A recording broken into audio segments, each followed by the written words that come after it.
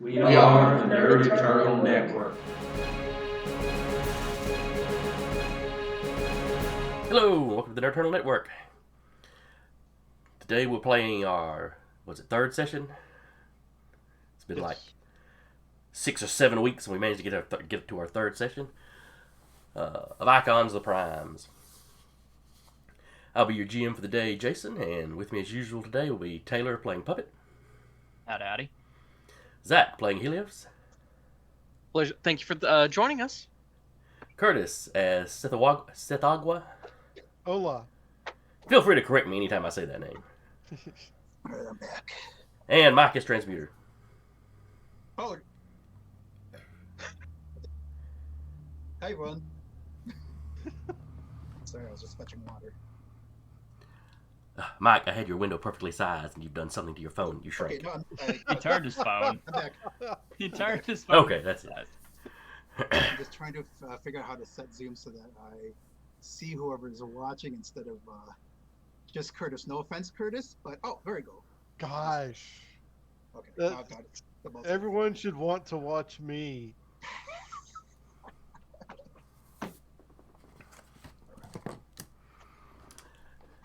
Alright, so last week, more or less answering a distress call, you showed up at a laboratory that you come to find out was conducting illegal experiments on people. The majority of the victims were mutants, but not all of them. Some of them were powered via other means, and some of them were just normal folks that they were apparently trying to induce powers into. You were attacked by 4 superpowered individuals. Oh, yeah. First, you ran into the Mutant Defense Militia. But as they were there rescuing people, that ended up not being a fight. But you ended up joining forces against 4 individuals that showed up later. All in paramilitary gear. All with some enhanced strength and the ability to travel through solid materials. Fight didn't go real well for them, but they did manage to escape. But you stopped them from cleansing the site, and all the hostages or experiment victims were saved. Spear and the local police showed up, arrested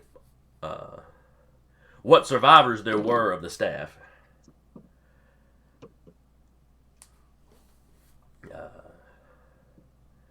And all in all, what is it?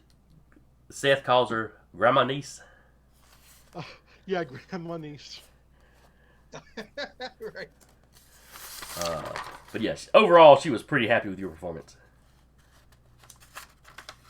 And, now that I think about it, with us having transformed so much of the place to glass, the cameras probably saw that some of the cameras somewhere in that building saw those paramilitary dudes. I had not thought about that. That is a good So point. at least Spear now has that footage. Yeah. Be like, hey, there was a death squad running around. Though you had reported that to them, and in the files you had come up with some successful test subjects in the files that seemed to match up with those guys. Yeah. Well, Being able to just point at a picture and go, it's that guy, is very helpful. Yeah, they're quite pleased with that. Now Spear knows we're heroes.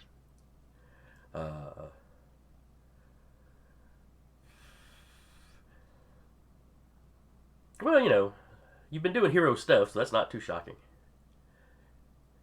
It's not like you walked up to him and handed him your birth certificates or anything. I don't know who you are. Yeah. And we later learned, right, that this was most likely what has been identified as the Achilles Squadron. Is that The 4 successes came out of a Project Achilles. You found, basically, the original Project Achilles had 1 success. Their successful subject had escaped, but been recaptured. These 4 are some kind of way they were reverse engineering the first success, managed to help them create these four. And we thought that the first success was a character from season 1. There seemed to be a strong possibility that it was the Myrmidon, Ah, yes. who had popped up for Watchers. Had popped up in season 1 was one of the founding members of the Unknowns, who went on to become Spear's first official team. But none of our actual characters, I don't think, have the information to know that. Right. You may be correct there. Because I talked about it out of character, like, wait, that's probably the Myrmidon, but I don't think my character would know that. Yeah. That is fair.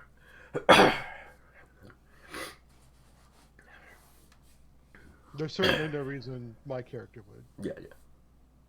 Me possibly if I spent a possibility, or excuse me, a determination point on it. You're probably the most likely, as you would have studied superheroes probably the most. Yeah, And maybe I could- Helios. Yeah, I could take it through ways to be a champion, or I could play a contact. My contact snack. But I mean, A contact snack. It sounds like I called it a contact snack. because the Myrmidon Well, was the known to Unknowns- travel through the Earth. were And he the was definitely Unknowns the strong. first superhero team?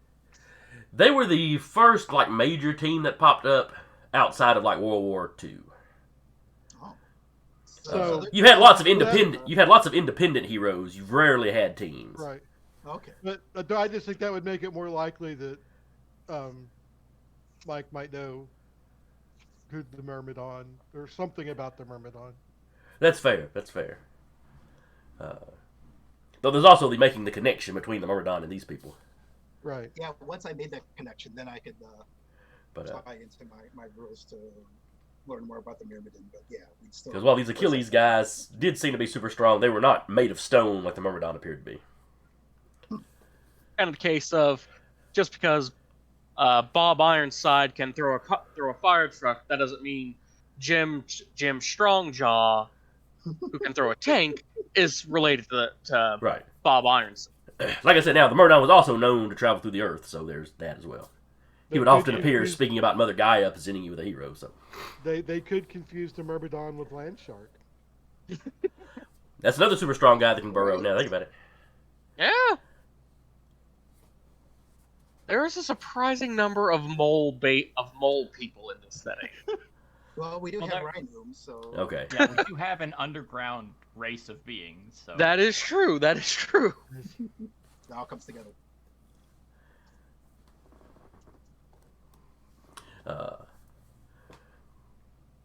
But anyway, first we're going to flash back to some downtime y'all have had. Mike, we discussed briefly last time about Seth having a sleepover. Yeah, which I believe occurred before, like right before issue 2, but we've been kind of fleshing out the details of that wacky escapade since then.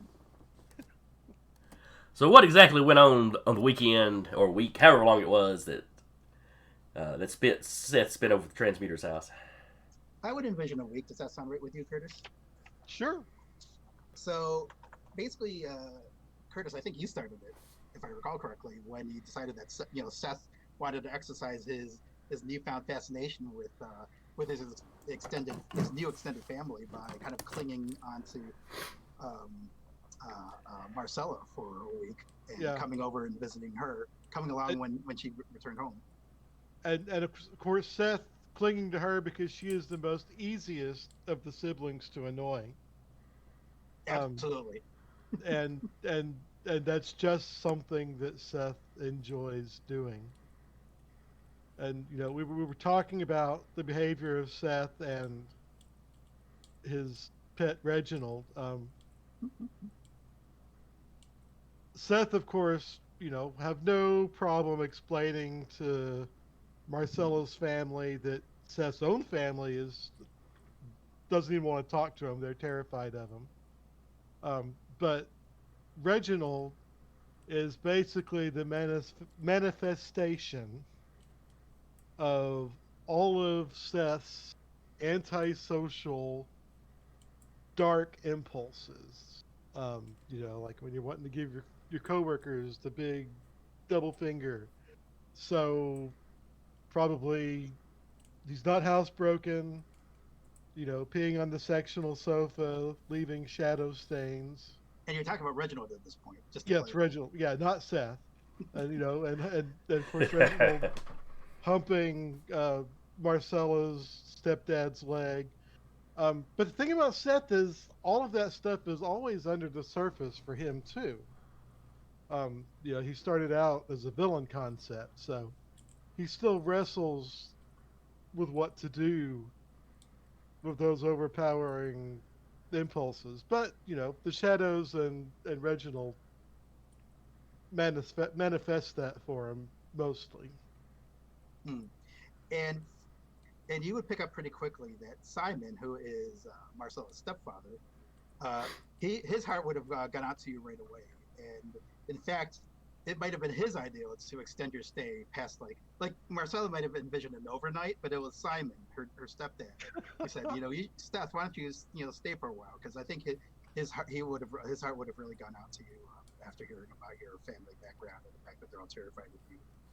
And you know, Simon would have taken that under advisement, but she would have trusted Marcella to be able to protect him if you know things went really bad. Um, like he, like you know, Simon's definitely the nurturing parent in the family. I've already blanking on what Marcella's last name is, but in any event, And of yeah, he course, would have taken all the leg humping and the shadow staining under stride. I like to imagine that at first he would have thought of asking his wife to pull some strings, some superhuman connections to bring in Independence Ray, but then he might find out that's not how he would find out that Independence Ray tragically has not yet returned from a recent incursion into outer space. Mm-hmm. I think his next step would have been to maybe like try an exorcism, and whether or not that works is up to Curtis. But in any event, Marcella would quickly lose her patience with Seth, and would probably get like progressively more and more pissy with him over the week as Seth's unhousebrokenness continues to exert itself.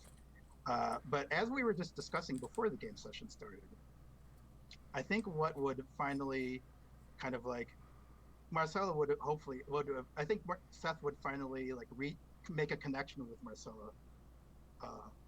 As Curtis said, his shadow powers embody his frustration with the world, and Marcella has a lot of pent up frustration that she's always bottled in all her life. And I think observing Seth, she would start to realize that it can be kind of healthy to just let it all out. Not healthy for carpets necessarily, but certainly healthy for you. And you know, like I kind of vision it like at one point Marcella losing a temper and just like snapping at him because he's always Seth always seems to be very uh, uh, in good spirits, or at least even with all the darkness that surrounds him, literally and figuratively. Seth himself always he does kind of revel in it. I think that would start to appeal to Marcella, and that might be how the week would end with her kind of like appreciating how Seth kind of approaches life, and maybe you know realizing that you know this there's something to him. He's not just an annoying pain in the butt. That he's kind of cool in that way, and you know we'll see if Marcella learns any lessons about how to deal with her life and her own frustrations with her mother and the Oxford Commando over the course of the campaign. I kind of see that's how the visit ended up. They could end the week sharing a bottle of sangria. Yeah, first alcohol.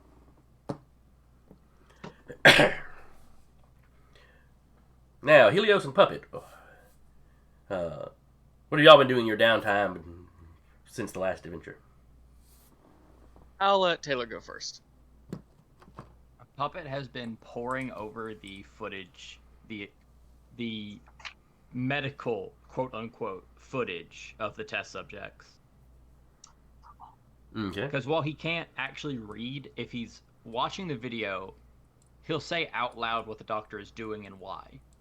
Like he's cutting into this artery to inject an unknown substance to try to create. He's like naming off all the parts that are happening. Because he can't write it down, so he's just recording it vocally. Okay. Just to try to get an understanding of why this was going on and what they were trying to achieve, and if it looked like they were making progress. And you could probably get the computer to read back some of the doctor's notes that y'all acquired. Or, I am blanking on Grandma Niece's actual name. I know I wrote it down somewhere. Sharon Masters, I believe. Yes, that was it. Yeah, the master's part I can remember. But Sharon would probably help you with that, because that is useful investigation. Yeah, it's also just like, has there been any irreparable damage done to anyone that needs to be like medically reversed as soon as possible? Is another thing like Puppet's trying to look into. Well, the non-mutant folks that were rescued, you got a text telling you where the M.D.M had dropped them off. So, Spear got a hold of them. They are getting medical. And you gave Spear a copy of the info. But now, while you're studying all this, too, Sharon is also trying to help you relearn how to read. So she's got, like, alphabet and word flashcards.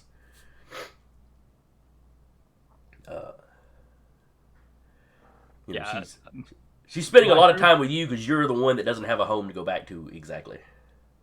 And she wants to get you back to that level where she can tell your mother. Because my room has like the little elementary school alphabet post up on the top, but also pictures of a grotesque corpse drawn in crayon. It looks like something from a horror movie. Because I'm trying to keep track with my healing, so I'm drawing parts of myself and what they used to look like and what they're currently looking like. But I also have like children's learning stuff up on the walls too. It just looks like a messed up kindergarten. Does he keep asking Sharon for gray or brain matter gray crayons? But Puppet has also realized that he's reached a point where the stuff coming out of his body, like little wooden dowels and stitches and stuff, are low enough that he can wear a shirt now and not feel scared. So he's now begun to wear a shirt. He feels so proud. Does that mean he's also got a shirt when he goes out heroing? Yes, I am now one step closer to looking normal. Progress has been made. And Helios. Can anyone hear me? Yes. Yes. Yes. Okay, like, my computer's saying Discord has died, but I'm still hearing you. You can still hear me, so I'm just gonna roll with it. All right. I've been spending the time going over the files that we were given by the M.D.M. And sort of cross-referencing them with any known companies. Try and draw just. I've just been and I'm sorry, I'm very tired. I've been just investigating the files, looking up any other companies associated with the medical lab that we helped bust up. Okay. And any trying to see if we can find any off the book sites those companies might have. All right. Well, the company that owns the lab is it's owned by a shell company, so you're having a hard time tracking down who actually owns it. Shell company based in the Caribbean. Behind that one's one based in Sweden, and so on and so on. The lab was getting equipment from a variety of businesses. Still Applied Technologies was one of them. Excuse me.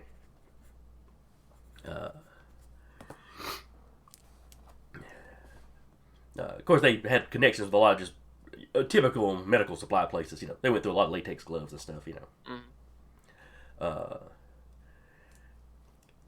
Still Applied Technologies was supplying them with a lot of the high-end equipment.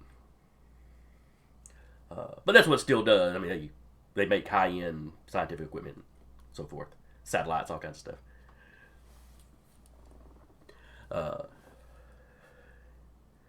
Do you have any specialties that would help you? Like I crack have through? technology. Okay. Like specifically, I'm a computer programmer. Okay. So nothing that would help you with like a forensic accounting or anything. Probably not. Go ahead and give me a reason roll. Or Intellect? thank you. I run too many different games, man. I completely understand. I've been running some heroic, which is based on the old Marvel game that uses I think R is reason in that.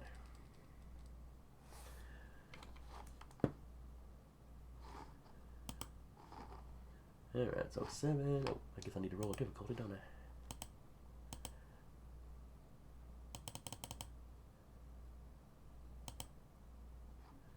Nope. Alright. So no, you don't figure out who actually owns the company. You've kind of found your way through like the first 2 layers of shell companies.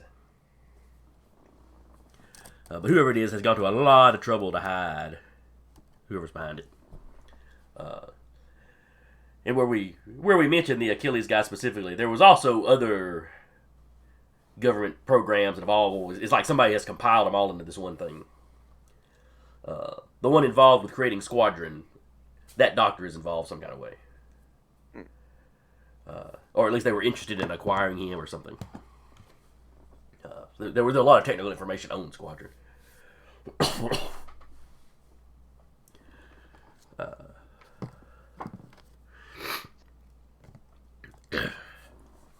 So about a week has passed.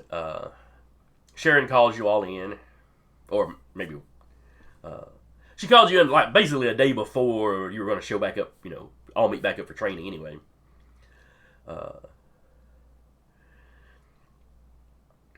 She tells you there's been a string of robberies.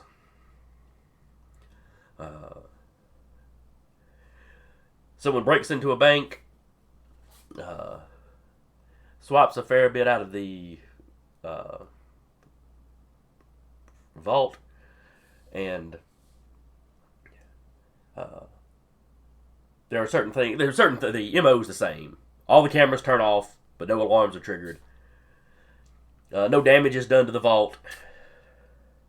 It's just found sitting wide open in the morning. However, several days ago, just shortly after y'all's last little adventure, there was a superpowered fight in a bank. Some of the surrounding, video footage from surrounding businesses caught a little bit of what was going on. There was a woman in clearly some kind of advanced technological suit. And she was fighting your sparring partners from the other week.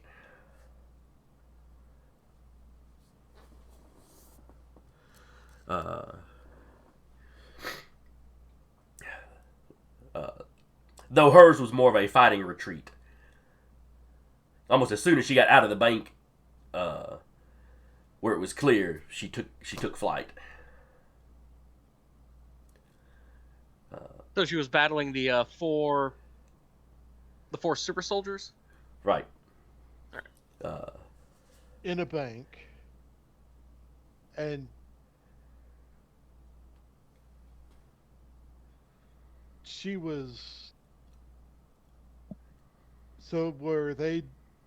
I'm a little confused. Were they defending the bank? Does anyone know why they were fighting? No, there's no footage from inside the bank because just like those other bank heists in this series, all the cameras had turned off. Jason, is anyone else having trouble? Oh, Jason, I know I missed a lot of what you said. I don't know. You're cutting in and out a little bit too. It seemed like your audio was cut off. Is everybody else hearing me all right? I hear you. I Yeah, caught I'm you for hearing the you. fullness of it, I thought. Okay. Okay. But basically, Mike, this woman seems to be robbing banks, and those paramilitary super soldier guys attacked her in one a little while back. Okay. Do we have an ID on the woman in the power armor? Power armor? The robot suit. Do we have an ID on the woman in the robot suit? Sharon tells you we do not. She seems to be new. If this string of robberies is all connected to her, she's been active for about 2 months. Her usual pattern seems to be to hit about 3 banks in a town, move on to another town.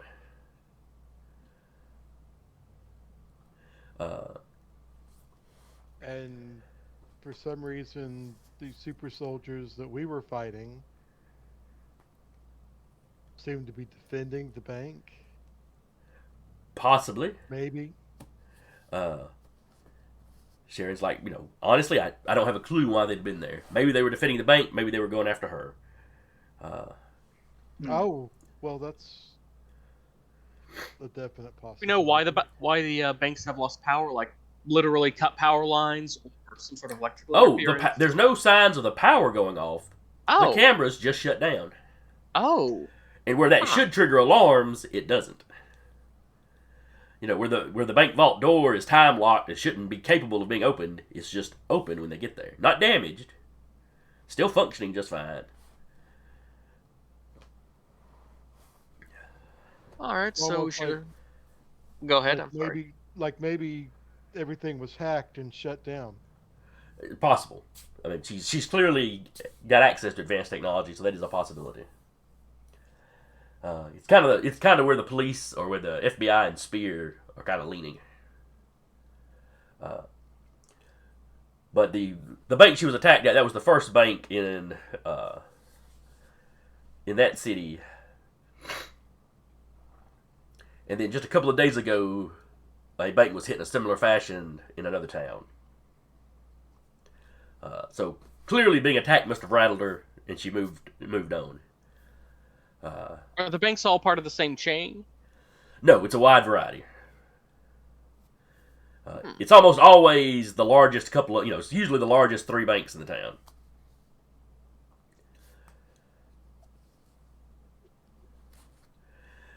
She's not completely empty, or whoever is doing it isn't completely emptying the vaults. There will be a decent amount of cash gone, as well as a lot of the safety deposit boxes will have been gone through. Well, she Is there wouldn't want to be a glutton? Is there a trend to the owners of the safety deposit boxes, like economic status, careers? The That sort of stuff stuff? that is taken is usually from wealthier individuals. Mhm. Though they'll get there and it'll be, there'll be dozens of boxes of safety deposit boxes that have been opened. So either she's not hunting for anything specific and she's just kind of going through stuff until she finds, something neat. Or she's looking for something specific and covering it up by opening half a dozen other boxes and stealing miscellaneous stuff. Lots of jewelry's been stolen.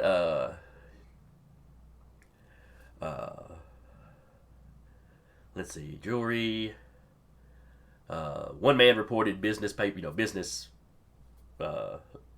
files being stolen. A few people have been kind of cagey on what was in the box that's missing, but that something was missing. One guy admitted that it was a couple of flash drives he had in there with confidential information was missing. But mostly it's just stuff that is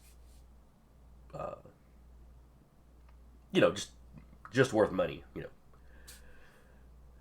Jewelry, antiques, that sort of thing.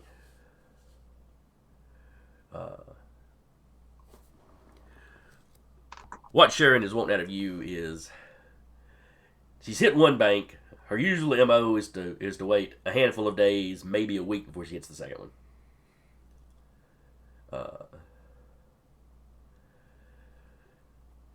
If she's going back to her regular pattern after that one instant.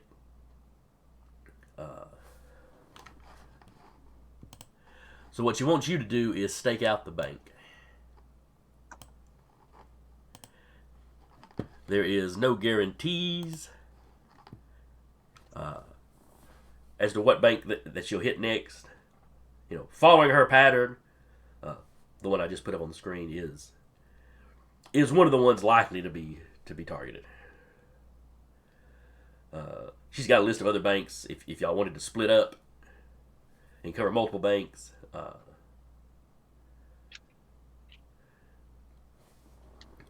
Obviously we want to catch a bank robber, but also if she has any idea why those men were after her or who those men are.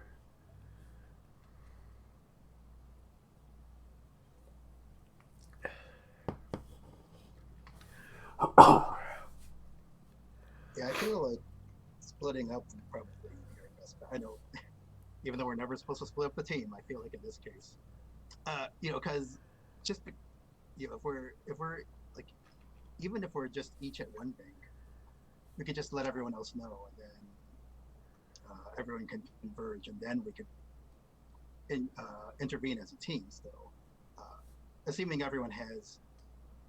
Does everyone have like ability to travel quickly?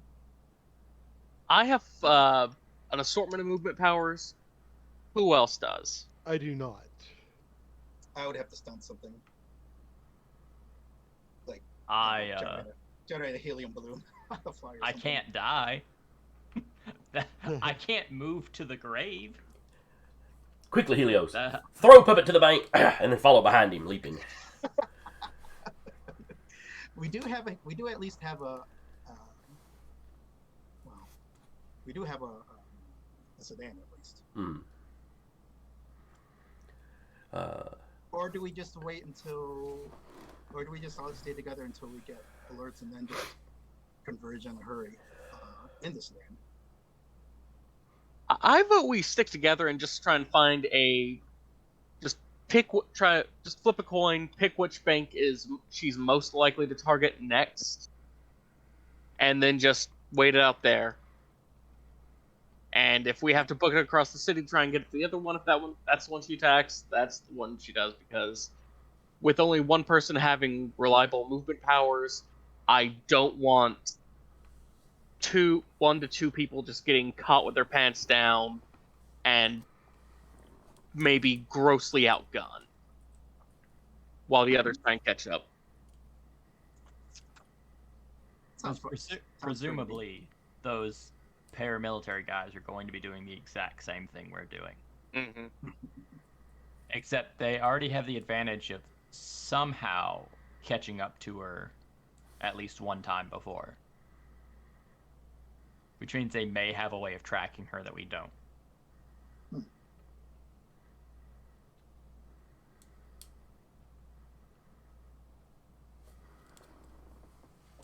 Yeah, but I like Helios' plan. Okay. And here's the question: do we really want to go after the bank robber, or do we want these paramilitary guys? Well, we want to stop the bank robberies. That's a crime. It is illegal. But I would prefer hitting these paramilitary guys. Love. I think a baby has wandered into the room. Yeah, I mean, we've worked with terrorists against a common enemy. I suppose we could work with our former sparring partners against the bank robber. Of course, then there raises the question: who's really committing who's really the greater threat to society? Sharon points out that the bank robber has not hurt anybody. The paramilitary guys, were working for someone experimenting on people and were going to quote unquote cleanse a site. Yeah. Now, if you get there and the bank robber proves to be a psycho, make your make the judgment call you feel like you need to make at the time.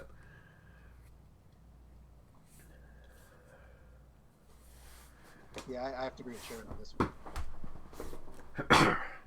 I mean, preferably if you could bring them all in, that'd be great.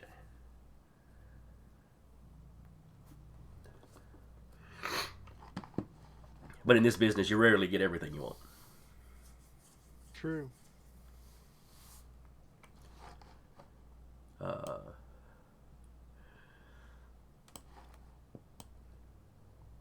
But all right, y'all flip a coin or whatever it is you do, and surprise, surprise, it lands on the bank that I've already got the map up for. Shocking, I know. It directs us to the First National Bank of Bank. I live. Do you? Do you live? On occasion. Discord finally just totally crapped itself. Okay. We heard you say Careful. love twice, so. She's dying. Oh. Oh. But alright. So what did I miss? You flipped a coin, it landed on the bank that I've already got the map up for. What a coincidence! I know, it's shocking. So as you can see, there's a little bit of road Also, construction as a over group, we here. decided that the soldiers are the biggest threat and should be a priority as far as like containment's concerned. If Agreed. we have to choose. I currently have your tokens sitting on the rooftop of a neighboring building. You can put them wherever you want to. There are, of course, storm drains and sewage. There's a damaged section over here, down at the bottom where they are most likely putting in a new storm drain or something. But right now, it's just a big gaping hole. Up here, where you see some grass and whatnot, that is a residential lot. That's basically the backyard of a house that's for sale. Appears empty. And then, across the street you'd have other businesses, but they're not on the map. And which one's the bank? This one here, the big centerpiece is the bank. Most of the map is the bank. Big building with all the little offices and stuff, yeah. Yeah, and all the lines queued up with velvet rope.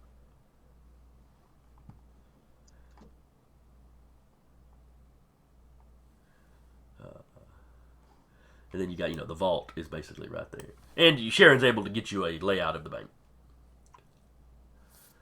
That's helpful. Well, those are some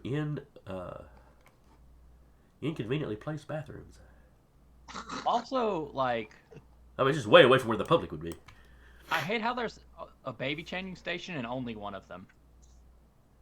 Yeah. That That's can't be the the code. that's the family restroom. Oh, right. They usually lump it together. It's easy.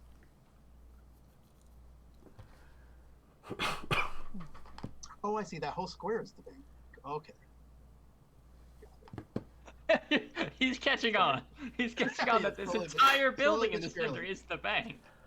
Well, I mean, some of the hallways look like sidewalk time.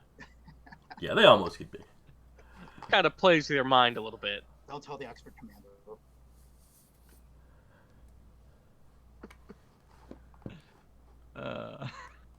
He would chastise you. After all that drilling and common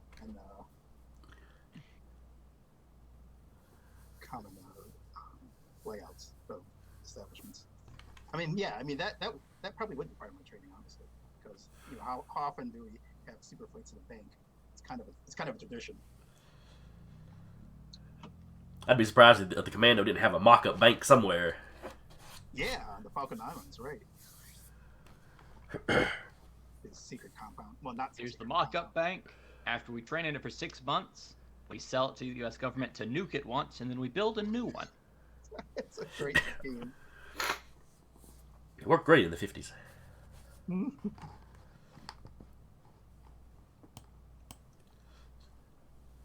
Then all them extra mutants started popping up in the 60s, and Oh well. they had to stop the nuclear tests. Mistakes were made. All right, so y'all can, stash yourselves wherever you want.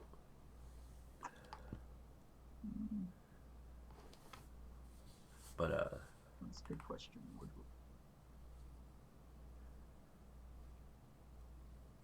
It is notable that we have an unoccupied lot right next door. So if we found ourselves having to steer the fight in any way, that would stay away from innocent bystanders. That seems like a possibility.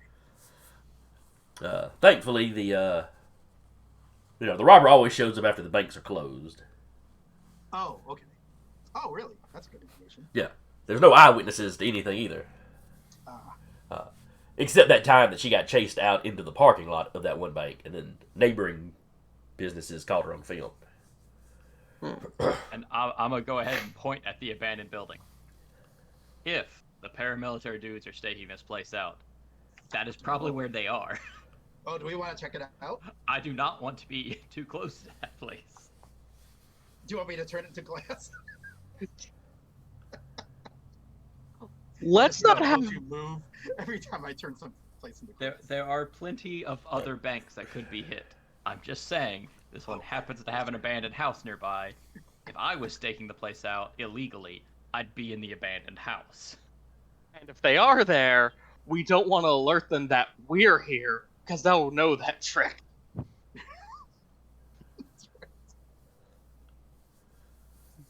True. Just turn it into a transparent plastic, then they'll never realize it was you. Just retire and make my billions.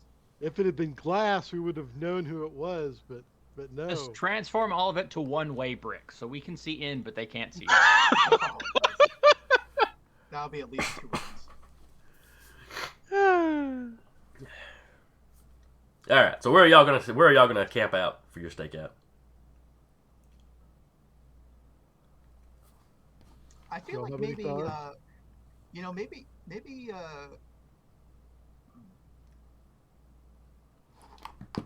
well, let's see, if Tech Suit comes in, she probably heads straight for the vault, which means we probably don't need coverage on the other, like around the parking lot or even across that street, because she most likely just wouldn't bother coming in through the front door, right? Yeah, there's the front doors over here. There's a back door over here. You know where the little dumpster is and all that.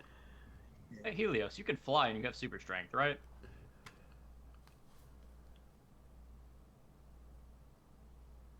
Helios? Zach, you're muted. Oh no. I can fly. For a short time. Oh, you're not, it's not a permanent, okay. Yeah, it just- traps out after a bit. Okay. I was going to suggest you just carry me in the air, and my super senses I'll be able to see from farther than she can. So we could just stay at the cloud line and know when she enters the building.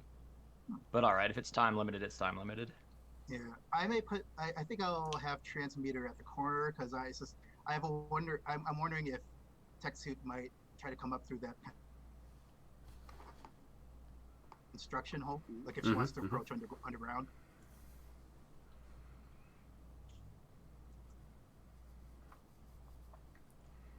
So there are only 2 doors into this building. That's crazy. Oh, yeah, another. Yeah, you think there'd at least be some fire exits? Yeah, maybe we should be busting whoever the architect for this. 'Cause I thought this was a door in the back, but it's just another window. Crazy. This is a terribly designed bank. It could suddenly become a door. No fire. Like, I hope they don't ever get inspected. there's a conspiracy going on here. We're about to bust it wide open. For the use of this game, we will say that this window right here is a fire exit. Because that just makes sense. Okay. I'm sorry for complaining about the architecture of this pretend building. Oh, that's a good catch. Where Well, I started it when I complained about the bathroom, so.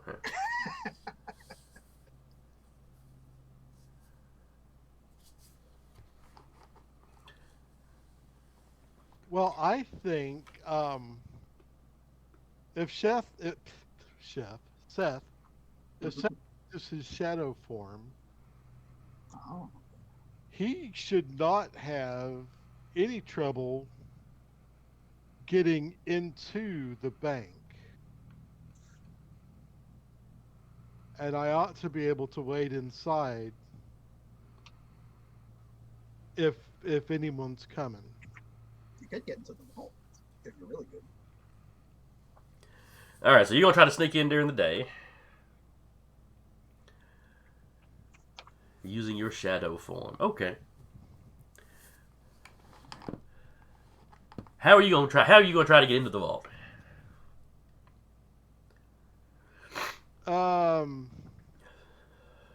Well, my thought is I will go in while the bank is open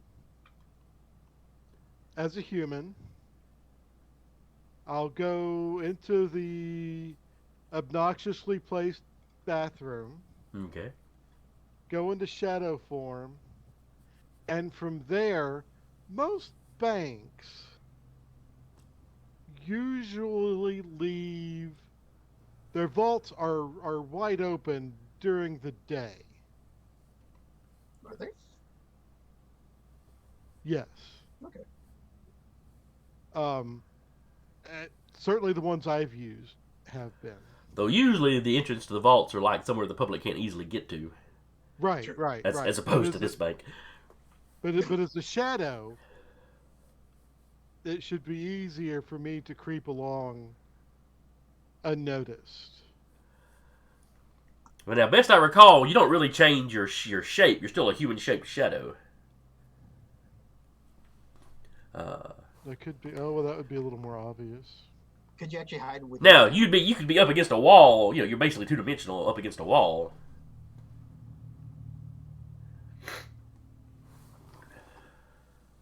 I could hide. Yeah, I can hide in shadows, and I've got stealth. Um, wait, I say I've got stealth. I don't. I don't have any specialties.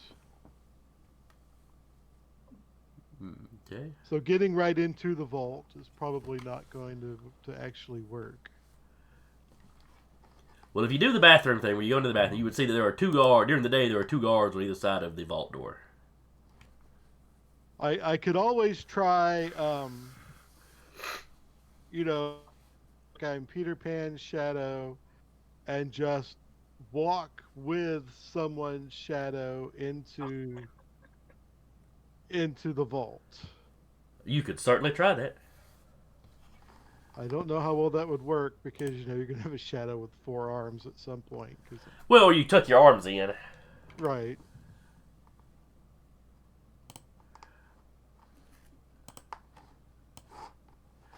Let me It'd see. be fun to try. It would be fun to try. Alright. Does shadow form give you any bonuses to stealth? I better go grab the book and check. I didn't pull out my books. Okay. Would this be a great power or a symbol edition? Yes, great power. Alright. Shadow form. It's under alternate form. Oh, gotcha.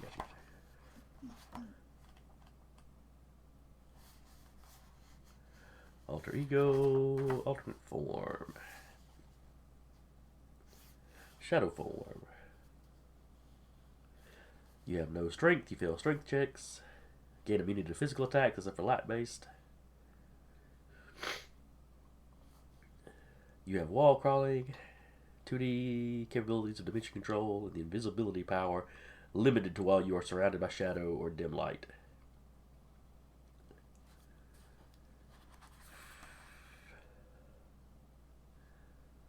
Alright, so what does dimension control 2D give you?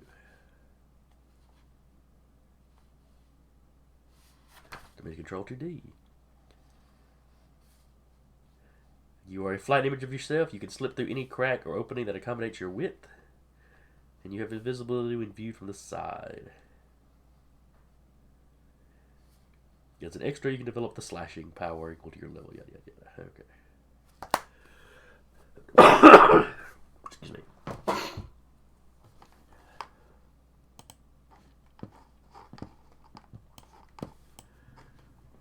Alright.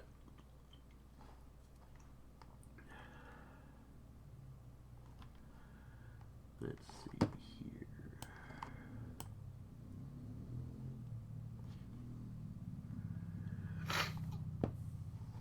I would let you basically make a stealth roll.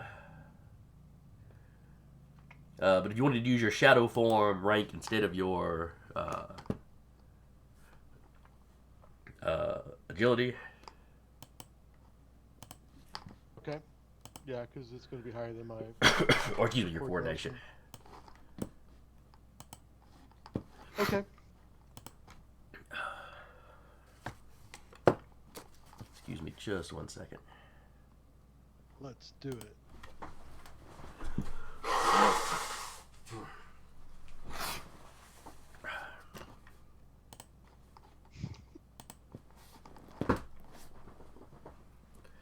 Alright. You know, I muted myself on Discord for probably my nose, but not on OBS. So that probably went over just fine. Oops.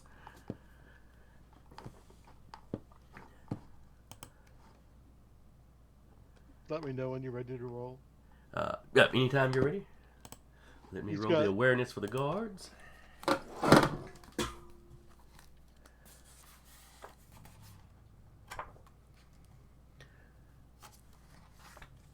Oh, dang, I did good. Good as I was gonna. He's got Seth wrapped in his arms. Or Reg wrapped in his arms. Alright, and I guess we'll use police officer stats for guards. So their awareness is 3.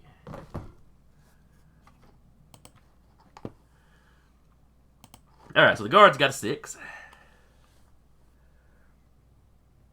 I got a 12.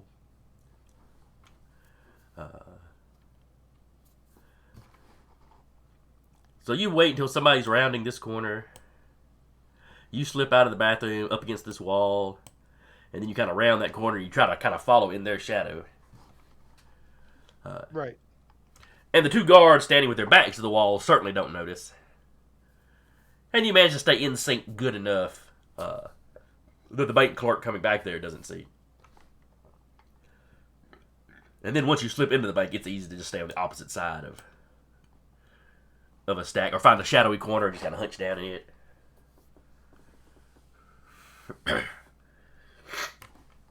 The vault is decently lit, but there are high shelves which cast shadows, and you are effectively invisible in shadow or dim light.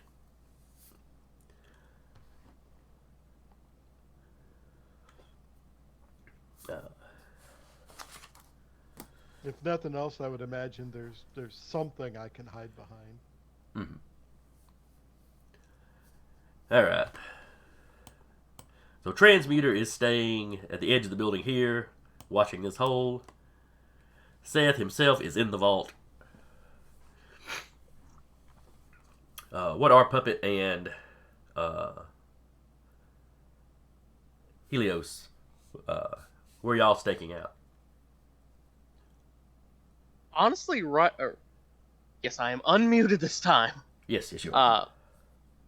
Honestly, I'm saying I'm just where I am right now, just overlooking the vault. Okay. Probably have a little table set up with a little instant coffee maker, pack of cards. Smart, you actually came prepared for a stakeout. No reason to be uncomfortable in doing this bullshit. Puppet will be down, I guess, in kind of the alleyway down towards the front doors, so that we have somebody looking at the front doors. All right. So you find you somewhere to stash across the street.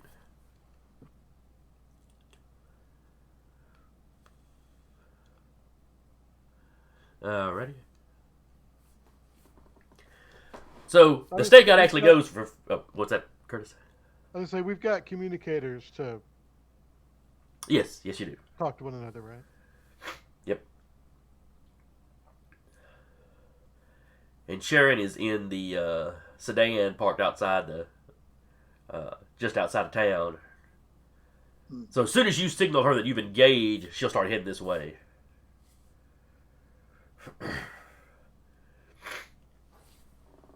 But so you're on stakeout for a couple of days.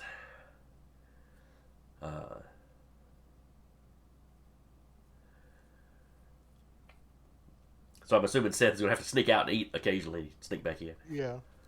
But sneaking out proves to be pretty easy because they open the vault before the bank actually opens, so nobody's really on high alert at that point.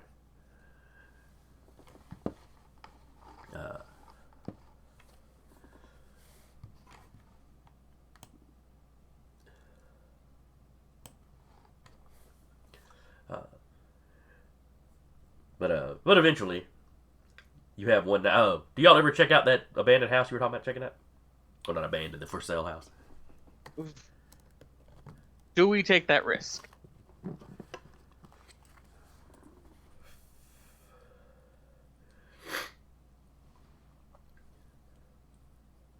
I'm gonna say.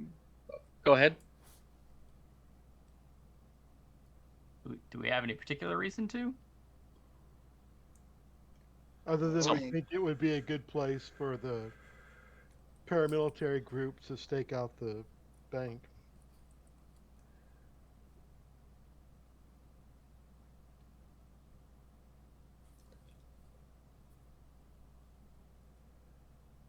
Since Seth will be the one who would most likely be sneaking in, I feel like it's up to him. Oh, I don't mind. If we want to check it out, I'll take a look inside. I'll take a look see.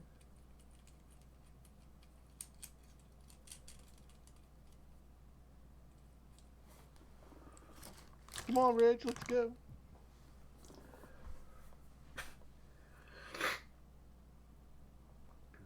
All right. So you slip into the house. You know, that's pretty easy. I mean, attic vents. There's all kinds of places you could probably get in. Give me an awareness roll, basically, as you search the house.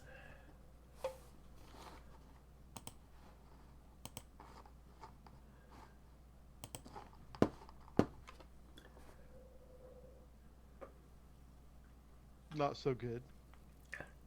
Okay, you don't find anything.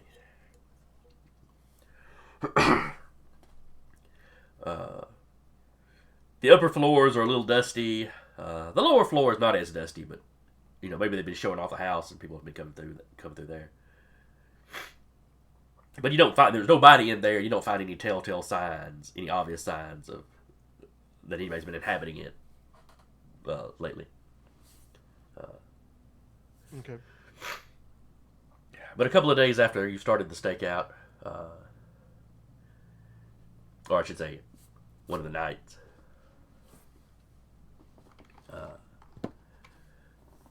I want the two people on the rooftops. Well, I guess everybody but Seth, because Seth's inside the building.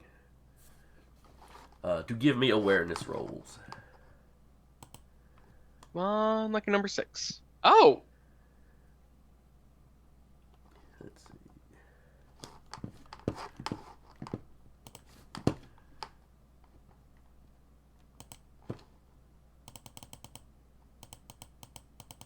Oops. Go the wrong way. Can I move the dice roller somewhere where it's not on camera? There we go. All right.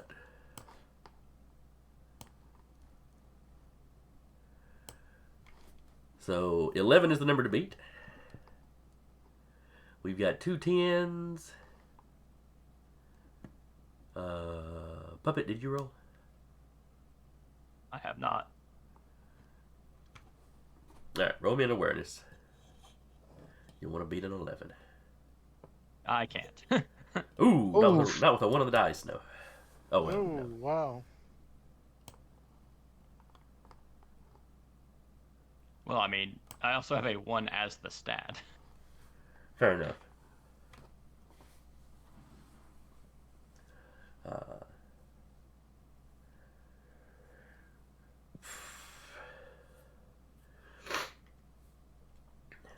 All right.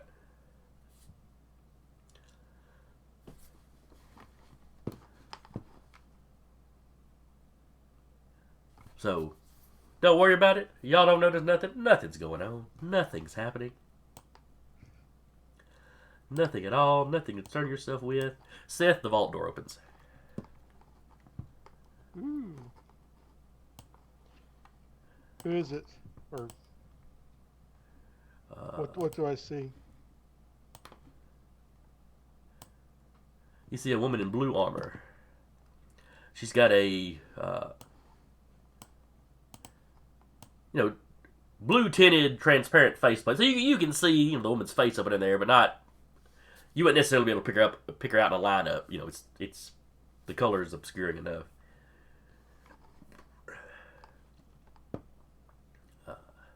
I'm gonna whisper into the comm that I've got company. You're kidding. How did we miss that? I have no idea, Dan. He puts his phone back into his pocket. So Seth, as you're watching, I'm just gonna stick in the corner over here. Say that's where you're at. Sure. She gets into some of the money. She's piling money into kind of your stereotypical looking bank bags. They've got really sturdy handles. You notice there's hooks on like the belt of her suit that she can attach them to.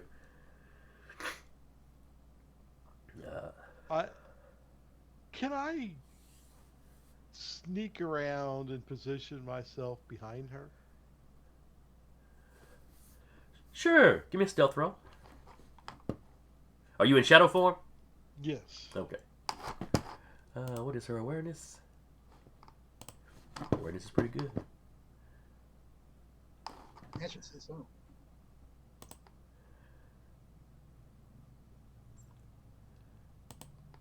I may be shadows, but I'm only mediocre stealthy. All right, so she got a 7, and you got a 6. So as she's reaching for a safety deposit box, she notices movement, and she kind of looks around. She stares at your shadow form kind of sliding along the wall. She spins around and like looks on the opposite side of the room to try to see what it is casting the shadow.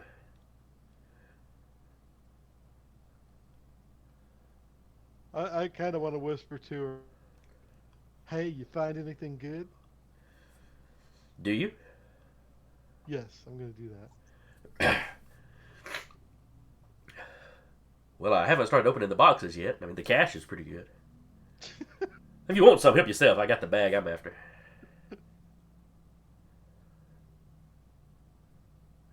If you were pulling a job here, hey, wouldn't try to step on your toes. Then while she's talking, she's taking one of the safety deposit boxes out, and she pokes the lock with her finger and waits a second, and it pops open. She pulls her finger away. You can see there's like threads of metal that had come out of the finger that are retracting into the finger. As she pokes through the thing, pulls out a neck, drops the box as she pulls out a necklace, puts it on around her armor. Grabs another, she's still kind of half keeping an eye on the shadow. Oh, I'm serious, dude. There's enough here for everybody.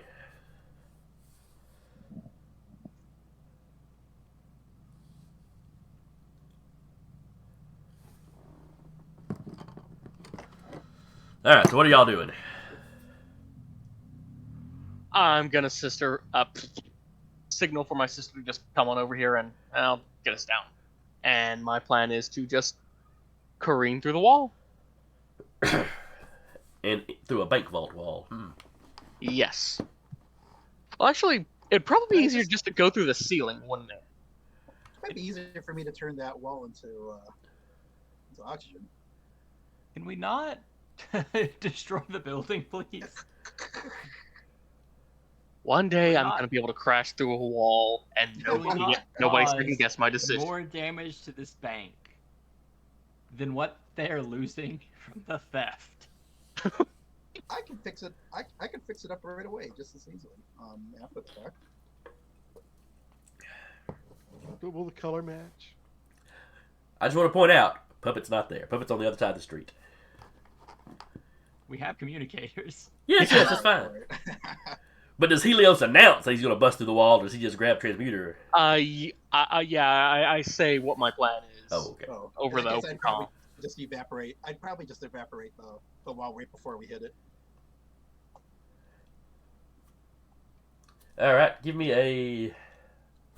Let's see. Did the transmutation require a roll, or is it just based off of the material It does screen? not unless it's a moving target.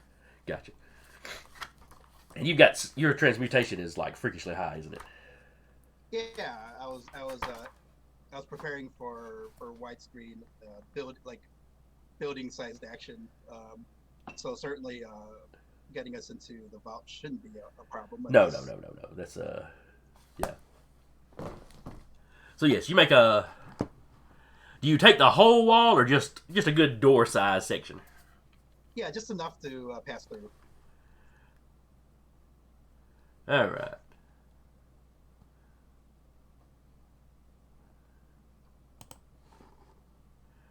So you get a little area like that. The green circle represents where you put your hole. Yeah.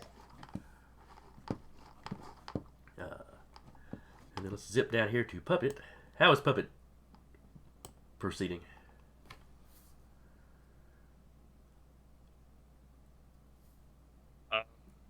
Just gonna keep an eye out for anything burrowing, and I guess start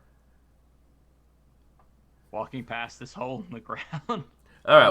That's What enhanced senses do you have that would help you spot burrowing stuff? Or do you have any enhanced senses? I have 2 points in enhanced senses. All right. Or super senses, sorry. So, I mean, like, I could feel if the burrowing in the ground creates a physical effect of any kind of shake, then I could. But if it's like supernatural burrowing, then no, I don't think I'd detect anything out of the ordinary. Just if they happen to pop up not inside the bank, I'd just be on the lookout for that. Okay. And obviously look in the hole as I walk by. You said you're keeping an eye out for the soldiers. Yeah. Okay, cool. If the three of you can't take her, we shouldn't have been here. Yeah. Fair point. All right. So you staying across the street? Or are you crossing the street closer to the bank while keeping a lookout? Yes. Yes to which of those? You know, I'm gonna pass by. Oh, that's right. You said the you were walking hole. past the hole. That's right. Yeah, and check the hole real quick. You don't see anybody down in the hole. Okay, cool. Across the street. All right. I proposition a motion to get this man a scooter. Just after this is over, let's just take him down to the Target and get him a scooter. It's important for me to use my muscles, sir. They need to begin growing back at some point. I hear him call me sir at age 23, and my heart just tightens, and I can feel my hair start gray. I'm sorry. I need to use my muscles, big bro. You know what? That somehow worked. No, big Bro bro, hand? I gotta stretch my legs out. Oh, God. You gotta let me be free, big bro. I'm removing the communicator from my ear. I am muting it and then putting it back into my ear. I give everyone over the communicators here. Hey, y'all, Dead Bro's kind of funny.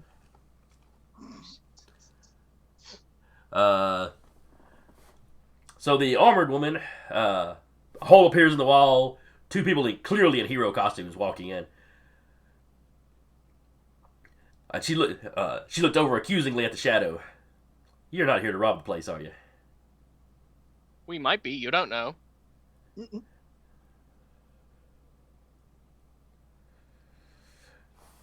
Well, in that case, I'm just gonna go. Everybody roll initiative.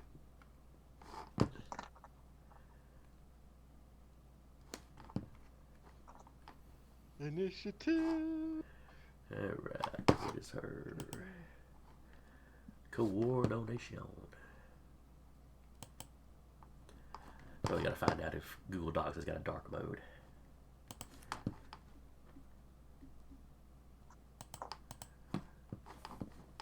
Alright, she goes on an 11. Transmutor goes on an 8. Sathagua goes on a 6. Helios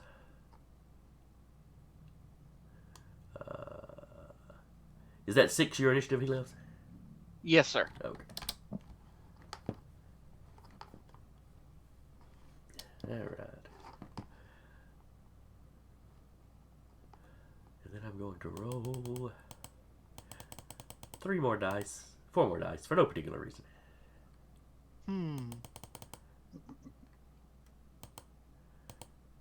Who could those 4 dice be for? It could be a random table I'm rolling on. You don't know. It could be. Who did you mention earlier? If Strongjaw.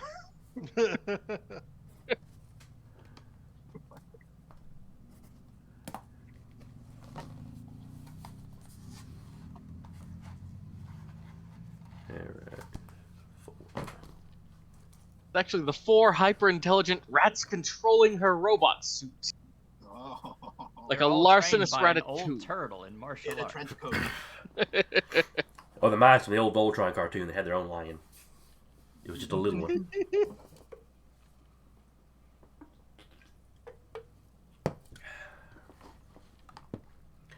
Alright, so top of the order is her.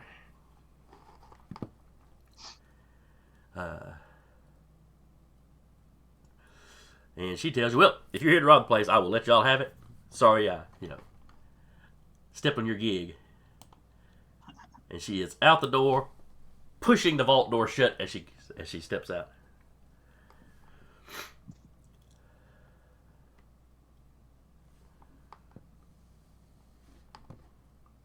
Next up is, something happens on 10.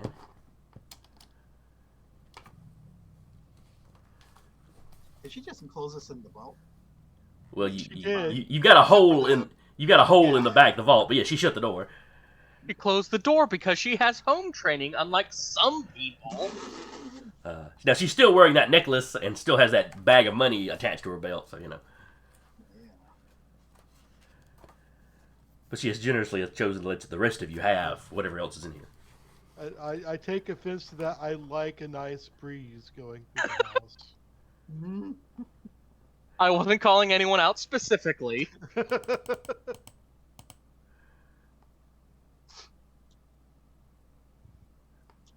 Alright.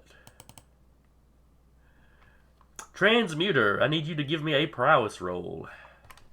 Sure. You need to beat a 12. I did not do that. Alright.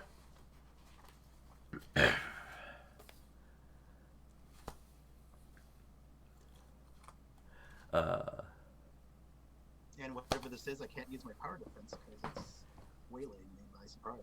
Yes, you're being caught by surprise. He actually got a plus on his roll for that. You feel something strong grip your ankle and yank down. Oh, hey! The rest of you just see Transmuter disappear. Like, down into the ground. Oh boy. This?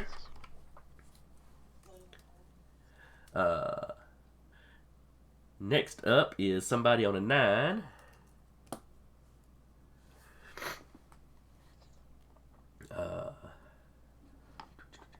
Same roll. This time I need Helios to make a prowess roll.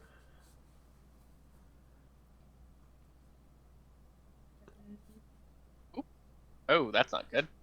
That's not good at all.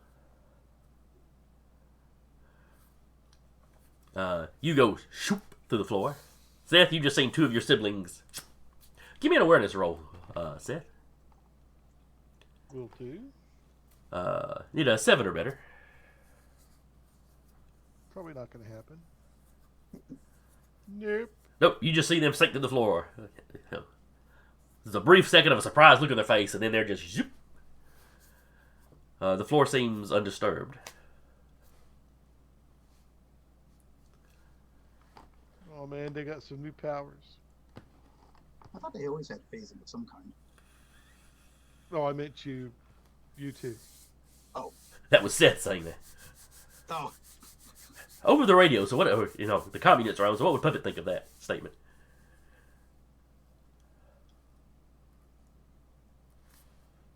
What just happened, Seth? Brother and sister just phased through the floor.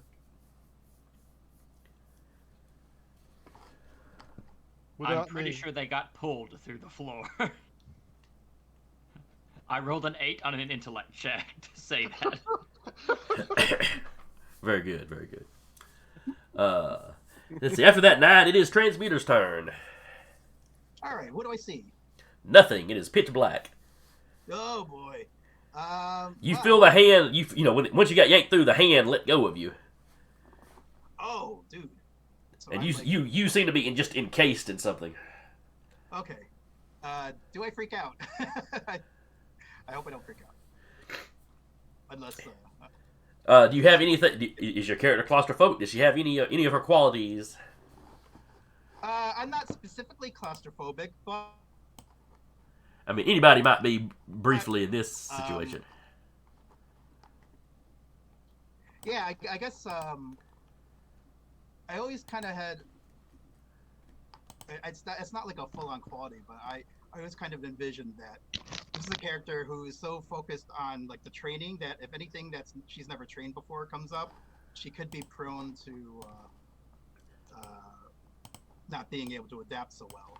I don't know if this only looks effortless or what, or maybe you don't want to cause this kind of trouble. But I was just checking with you.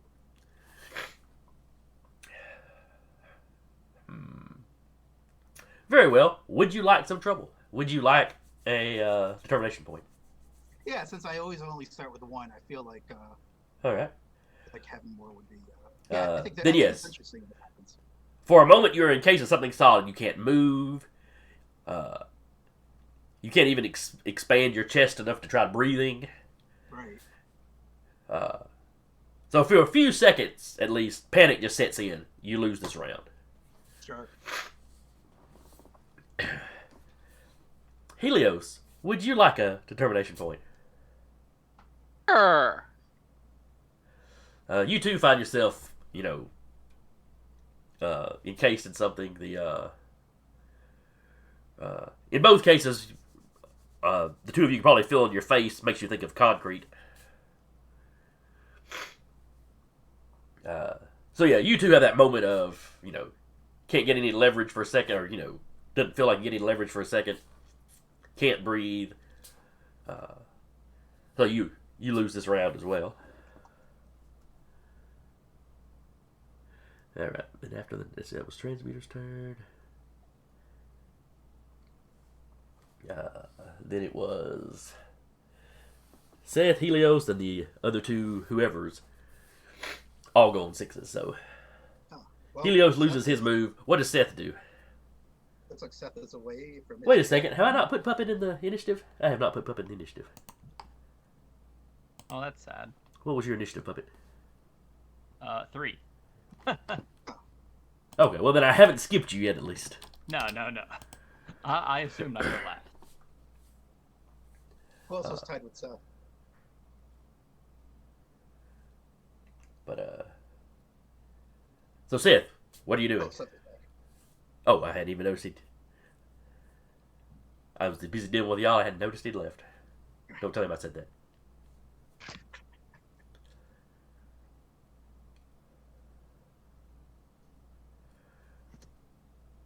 Seth, you're up. I'm up. Okay. I'm sorry.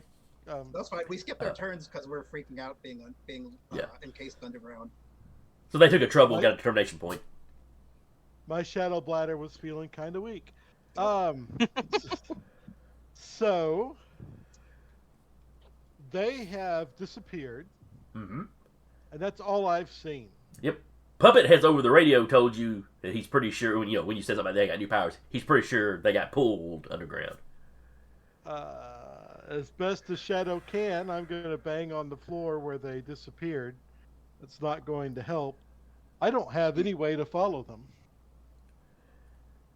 Would you like some trouble? Yeah. Well, why not? Okay. They're disappearing like that. You freak out, and even in shadow form, you have no physical strength. You just start trying to bang on the ground. Right. So just like you described, but it's a completely useless activity. But you run over there, you start doing it, just kind of in a panic as to what's happened to him.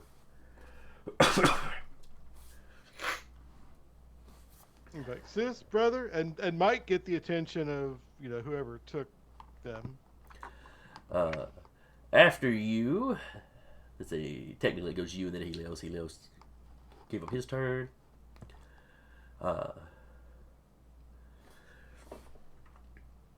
You do feel a hand reach up out of the ground and try to grab your ankle, but of course you're in shadow form, so it just passes right through.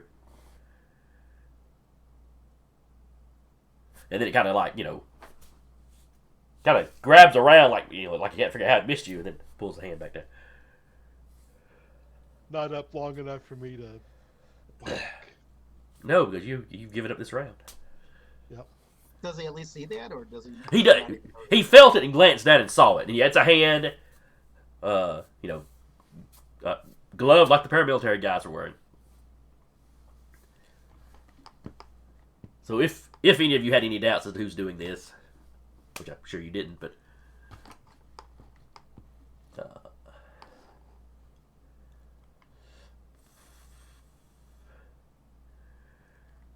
and then the fourth guy. Let me just give 2 quick D6 blank D6 rolls. And his prowess was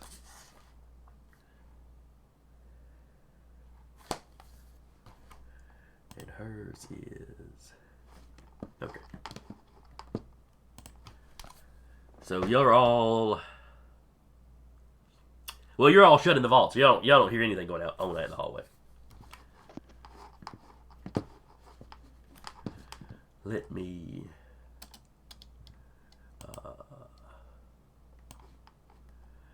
very quickly throw out some tokens.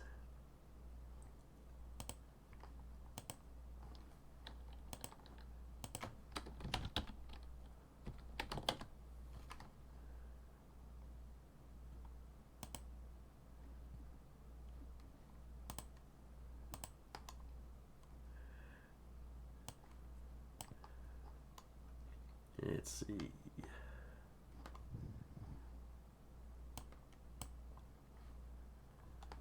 We'll do a blue marine, a red marine, an urban marine.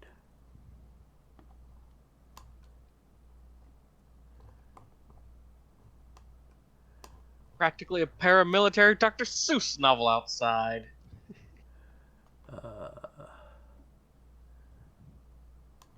Yeah, apparently there's only those three colors, so then we'll throw out a SWAT guy. They're basically paramilitary.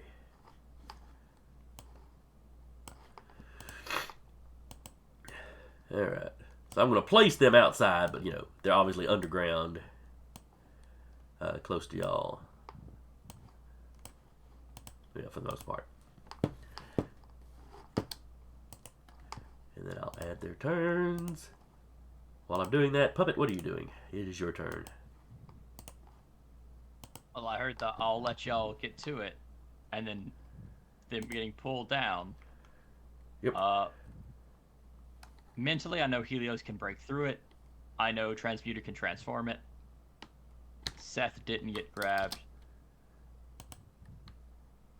I'm gonna walk around to the front entrance while telling them, both Helios and Transmuter, that they are just pulled down to the ground through concrete, most likely about 6 to 7 feet, because they were grabbed, and they're not continuously being pulled, so they're probably only about 7 feet under the earth. Both of them can escape from that as encouragement, and then begin walking to the front door.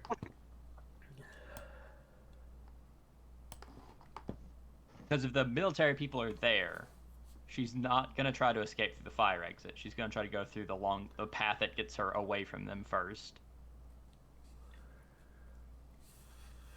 If she goes through the fire exit, she's just going to end up fighting them. So she'll probably try to go through the front exit / entrance. And that's at least a place where I can help her.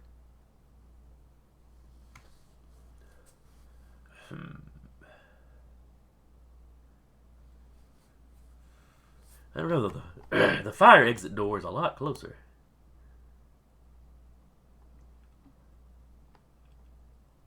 Yeah, but if she tries to go out that exit, she's going to get hit by more military people. Well, she doesn't know where the rest of them are. And like I said, the two standing in the alleyway are actually like under the vault. But Right, but I'm if she goes up fire exit, if she gets hit by them, she's there for a while for the fight. If she goes the other way, then either she just gets out, or I get to talk to her. okay, It's just you making know, sure the I'll base roll is random to covered. see which way she goes. All right, so top of the order is her. Oh, guess I have to do that random roll now. Even or odd? Taylor? Odd. I rolled a 2, so she's going the opposite way from you. Alright. So Seth, you hear the fire exit back here. You hear that door slam open. Okay. You know, because there's a big hole in the wall.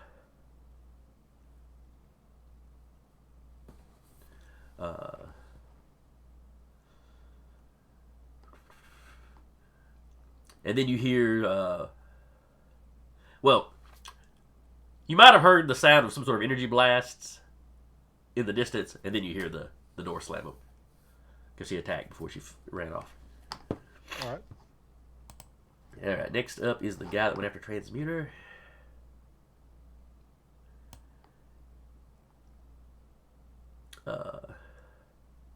He also heard that door. So he tunnels over there and springs up out of the ground and tries to grapple her.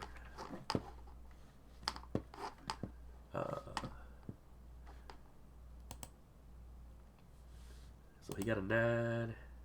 Ooh, she got an 8. So he's got her in a partial hold, so she can't fly away or get away, but she can still act.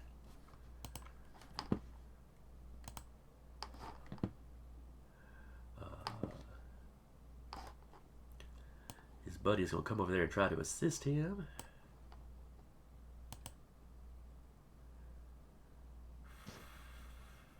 He got an 11. Ooh, she got an 8. So he's got her in a full hold. Not that any of you are in a position to see this in a moment. Then it is Transmuter's turn.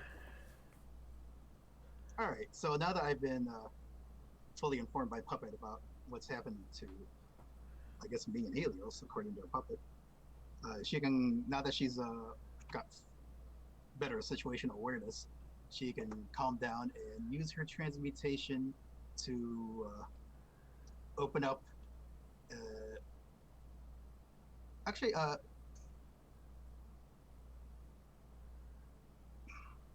would I be able to even?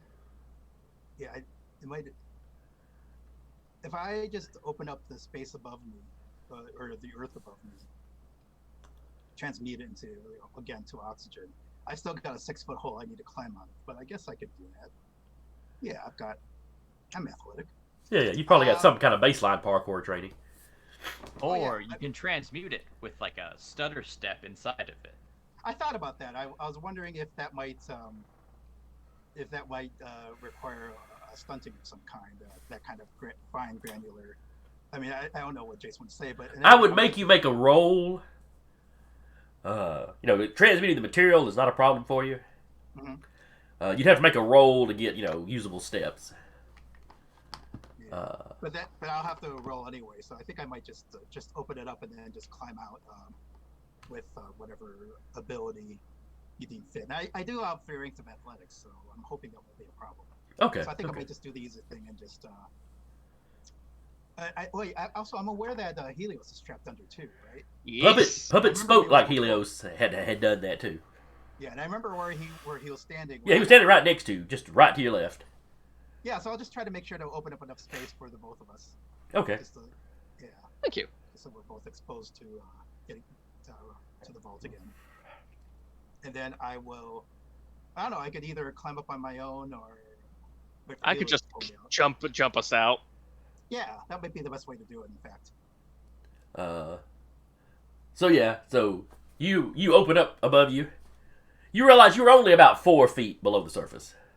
Felt a lot. They drug you down just enough to get into kind of the base, into the kind of like the foundation cement. Yeah.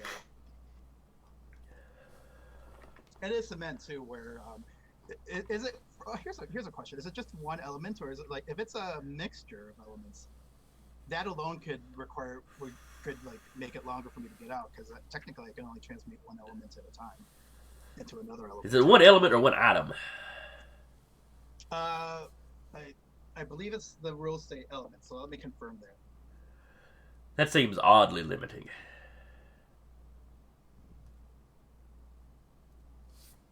And I could also look up the Great Power version in case it elaborates on the subject. For the moment, we're just gonna go with that. It works. Okay, fair enough. Sure. The element of concrete.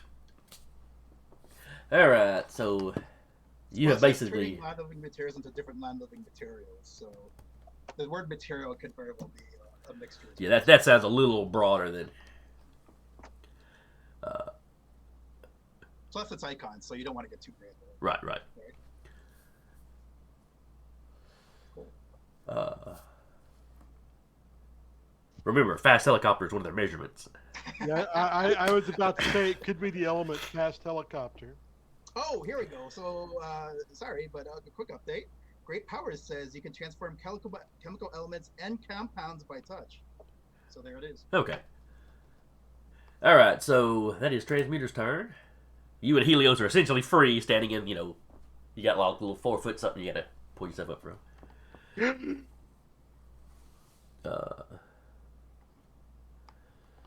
then next up is the.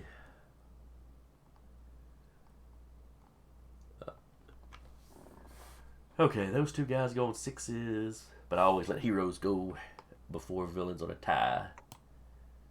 So let me move Helios and Seth up above. All right, Helios, you're up. I'm gonna grab Transmuter and just do a little bunny hop up to the floor. All right.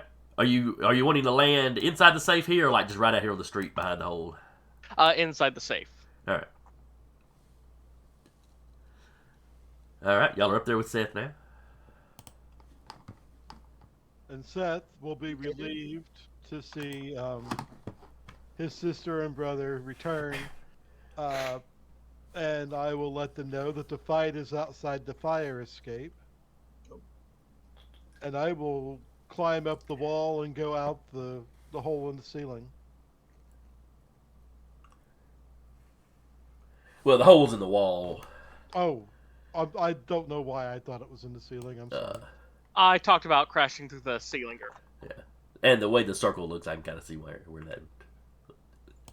All right, so you basically jump out here. Then you see the two military guys here. Both of them. One of them has got the armor-suited chick by one arm, and the other guy's like trying to get under like a bear hug. I'm assuming I don't get a chance to attack this turn.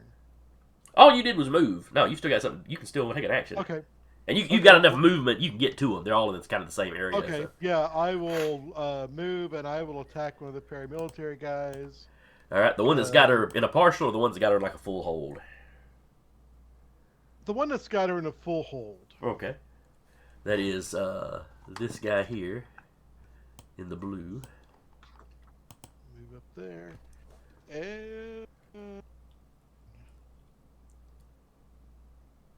because Grandma Niece said the paramilitary guys were the dangerous ones.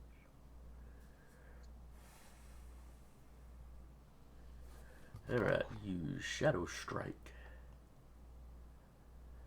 and it'll be versus his prowess. His prowess is a +5. I'm going to give him a -2 because you're coming at him from out of shadowy poor light. Because it's night, and this is back behind a bank. So, all the street lights are out here on the outer edges. You just have this little security light here casting a little bit of a shadow out that way, or a little bit of light. 2. All right, he got a 5, so you got a hit.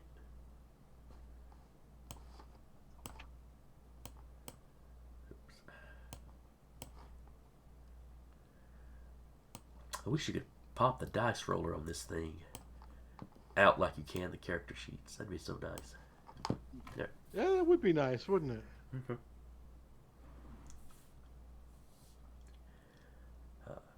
Or I'll just have to go back to having 2 instances of Roll20 up. I used to do that.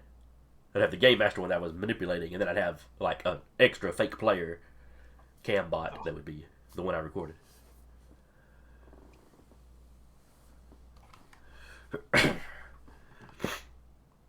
Alright, but that was Seth's turn. Oh, and how much damage did your strike do? Does the strike do power level damage? Yes. I do 8. Alrighty. So that is 8 minus his.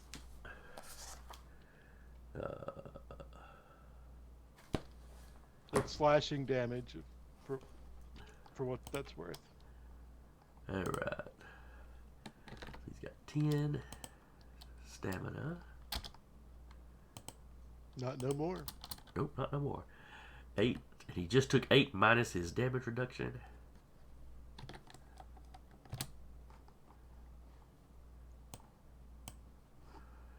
Yeah, let's zoom into the fight a little closer. Alright, he is not in great shape now.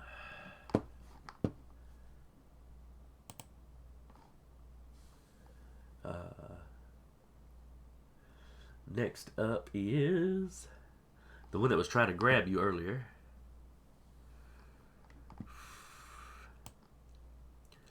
He is going to try to grab Transmuter again. Well, it's the first time he's grabbed her, but yeah. He gets no bonuses for surprising you this round because you know there's people lurking under your feet now. So, Yeah. but it's his prowess versus yours. Would I be able to use power defense to defend it? Sure. How are you trying to use it? So.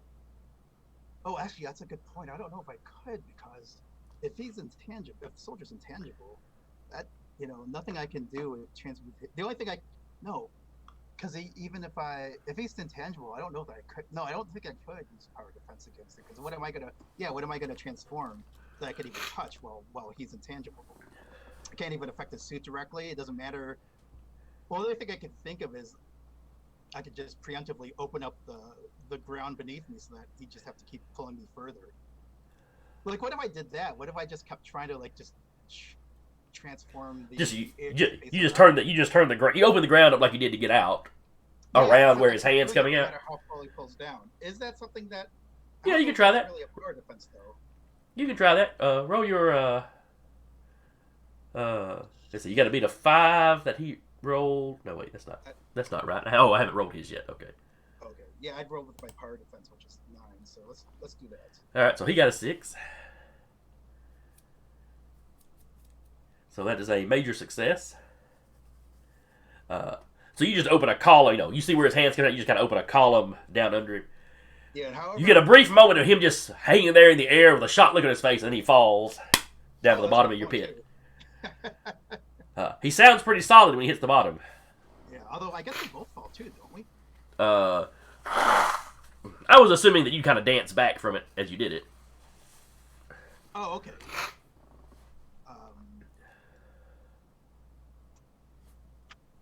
You just have to take a step. So. Oh, okay. If that's legit, yeah, that's yeah, I think that's what she tries to do. But yeah, you catch him by surprise. He misses the attack and is basically laying prone at the bottom of the pit. All right, cool. How deep down would you have made the pit? I could have made it pretty deep, honestly. If it's just a matter of what I could subsume, I would have just. I guess as far as the concrete foundation goes, because after that, then it's a different substance and. That's fair. That's fair. Yeah. The foundation of this building is pretty thick. So he lands on like compacted earth that's up under the. Yeah.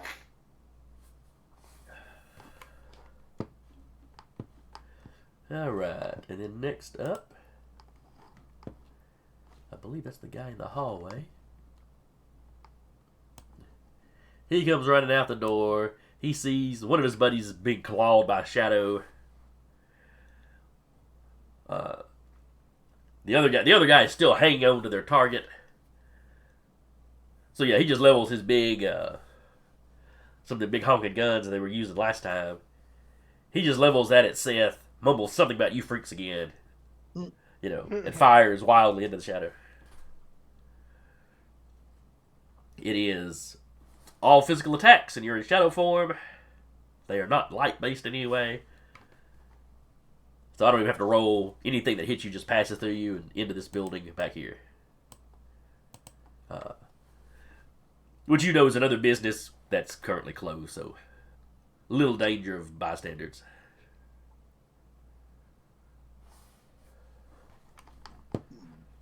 Sweet.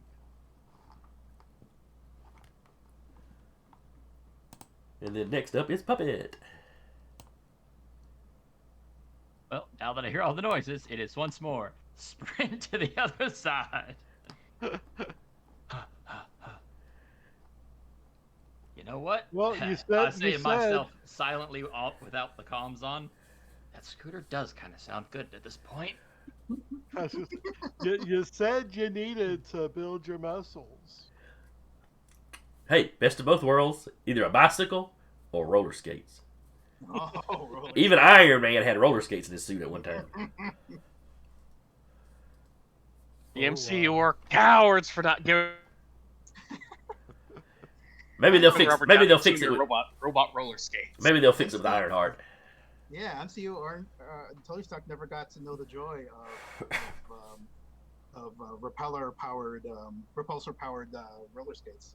Or an inbuilt rotary dial phone.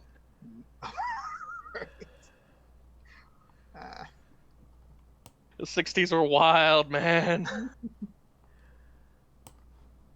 I mean, if it works, it works. It does. I remember. They had great style though. Bad colors, but great style. Especially Tony Stark. All right. So, Puppet, you get there. Now You can see this fight going on down here now. Now I have got the song Gold Member stuck in my head. Thank you.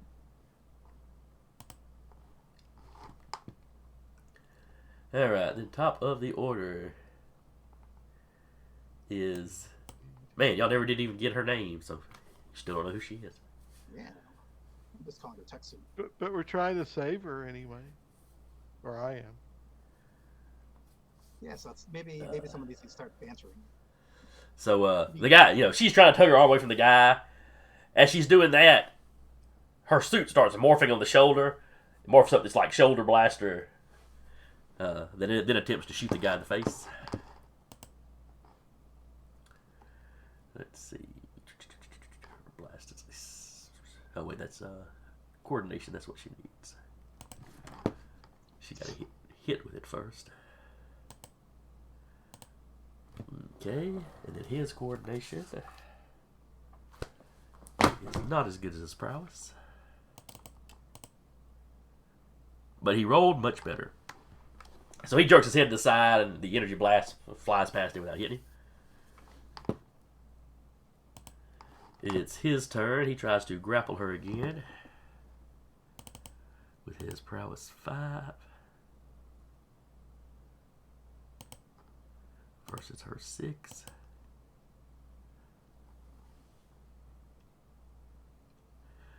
So he got an 8, she got an 11. So that's a major. She manages to get loose from him.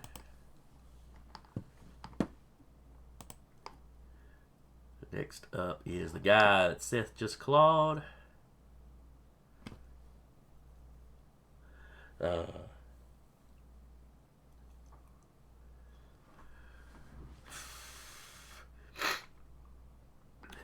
He is going to make an attack on you. He pulls a grenade out of his belt. He doesn't have a pin, it's got like a button. He hits the button, it starts beeping. He throws it at your feet.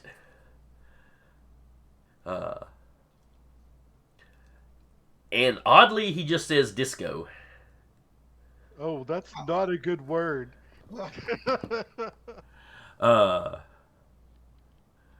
They're using team buzzwords on us. So give me a. Let's see. I guess this would be coordination. Need to beat an 8.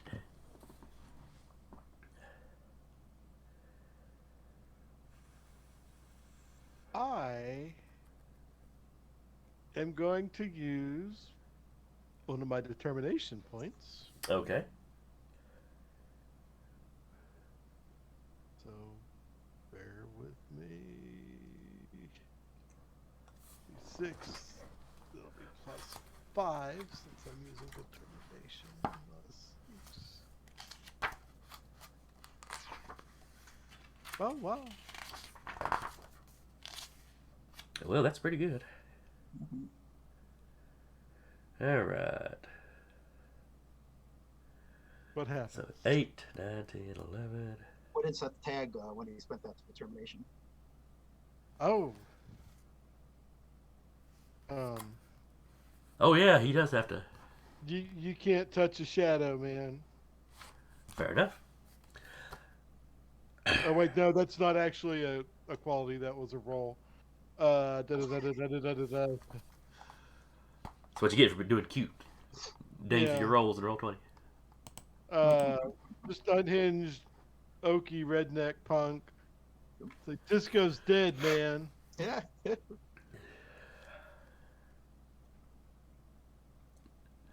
All right, so you succeed. So you manage to snap your eyes closed where this huge bright light goes off. With a warning shouted to his buddies, they'd already closed their eyes. The woman in the suit has got a tinted lens already, so she's okay. Weirdly, even though it's just a flash of light, you can kind of feel it hitting you. It doesn't do you any damage. It's just it feels like something washing over you. Like you get a physical sensation of something flowing across you, even though you blinding flash, but I feel it because I'm shattered. Right, but you managed to close your eyes, so you're not actually dazzled.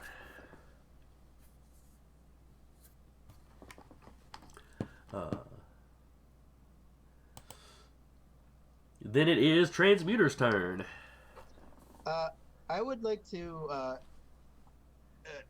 ask Helios if he could take care of the soldier down the hole before he gets out and tries to pull me under again, or pull one of us under again.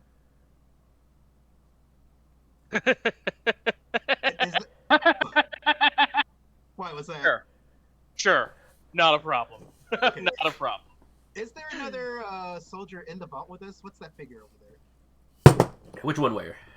To the left of Transmuter. What's going on there? Right here? Yeah. That's the one that tried to pull you down just now. Oh, okay. That's just the other 3 soldiers are up here with Seth. I thought about just. Oh, okay. Yeah, I thought about just closing the hole, but that's not going to stop him. He's just going to face through it. And so I think what I'd like to do is come out here, see what's going on, and then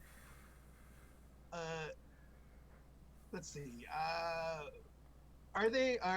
Which soldiers are currently active in fighting area outside? All right. This one is facing Seth. He's got a claw mark on his chest. You can tell Seth is laid into him pretty good. Okay. This one is facing the tech suit. Clearly trying to grapple her, but she's loose and gotten free of him. She has a new shoulder-mounted cannon that you hadn't seen before. Uh-huh. And then this guy has got his gun pointed at Seth. And you had heard some gunfire out there, so. I think, well, I know he can't be hurt by...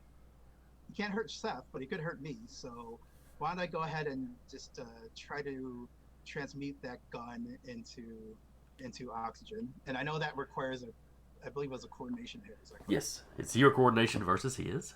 Yeah, let's get that a whirl. All right, he got an 8, so you need to beat an 8. Oh, sure, I just missed it. You got a 7, so yeah, you just missed it. Next time I'll try some determination. Helios. Quick question. Uh-huh. Is that prone the guy's laying down there prone. Is that a free tappable quality? You know, it seems like it should be. I will say definitely yes in this circumstance, that you'd be jumping down into the pit onto somebody who's prone. All right. Let me pull my character sheet back up. I'm going to tap his prone quality to give me a +2 to hit, Okay. and I'm going to tackle, or no, you know what? That's it. I'm gonna save those 2 determination points. +2 to hit. Okay.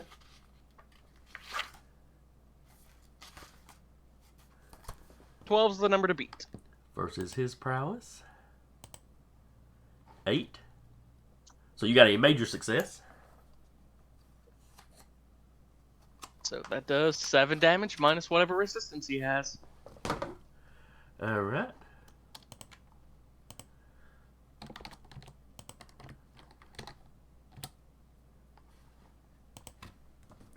Let's see, does a major trigger anything? I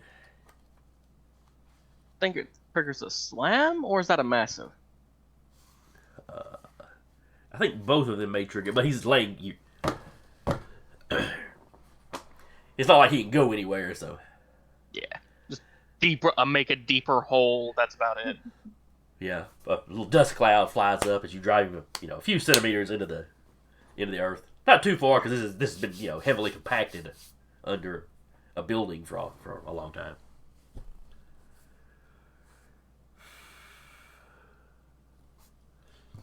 He does not look too happy with that, though. And then it is Seth's turn. Okay, I'm gonna go after the guy that I hit earlier Mm-hmm. with my Shadow Strike. See what I can do this time. Alright, that is a 10. His prowess is a 5. He didn't do so good. He didn't do good at all. So that is a major success With a slashing attack. with a slashing attack. Or what is known system-wise as a killing attack. Alright. Oops.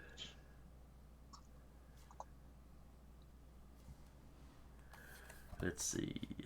Just like an unhinged punk to do that sort of thing.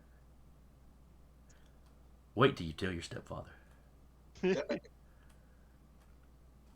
I think majors do majors trigger that, or is it just massives that trigger that?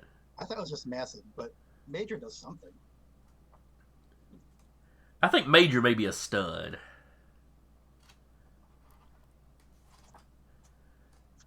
Because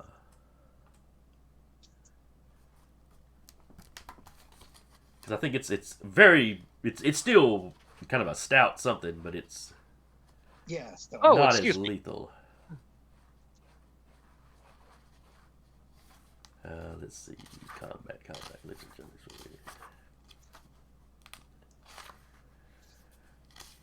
Slashing and shooting.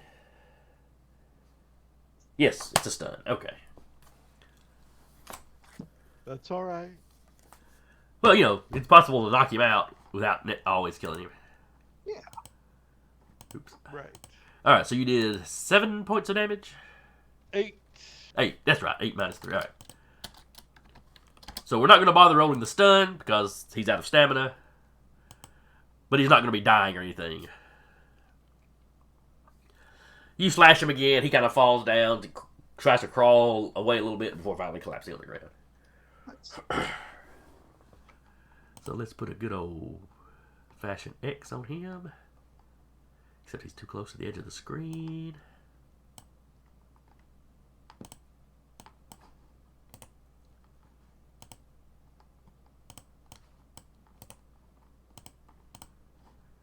That'll There we take go. care of him.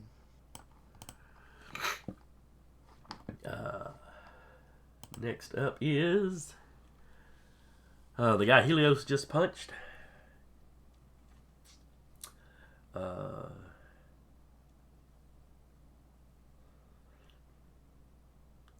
He is going to try to roll back and kind of kick Helios, get his leg up and kind of kick Helios up and out of the pit, but also, trying to do damage to him.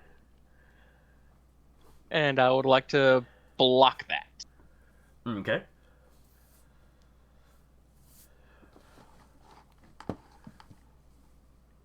Let's see, does a block happen instead? Is that what you roll instead of? Yeah, I use my strength to defend instead of prowess for dodge. Okay. Alright, well, his prowess is a 5. Ooh, Yep, he not maxed good. out his roll. He had to roll an 11. Is that 9 what you got, or was that earlier? That's what I got. Okay. 9, 10, 11. Moderate success. Well, you're still in the pit at least. Yeah, he didn't slam you anywhere. Yeah. I don't know what that's. He just drove his foot wherever it was convenient to against a man standing over him. He has a 7 strength, so that's 7 points of damage minus whatever your damage reduction is. A little, and that's about it. I take 1 point of damage from that.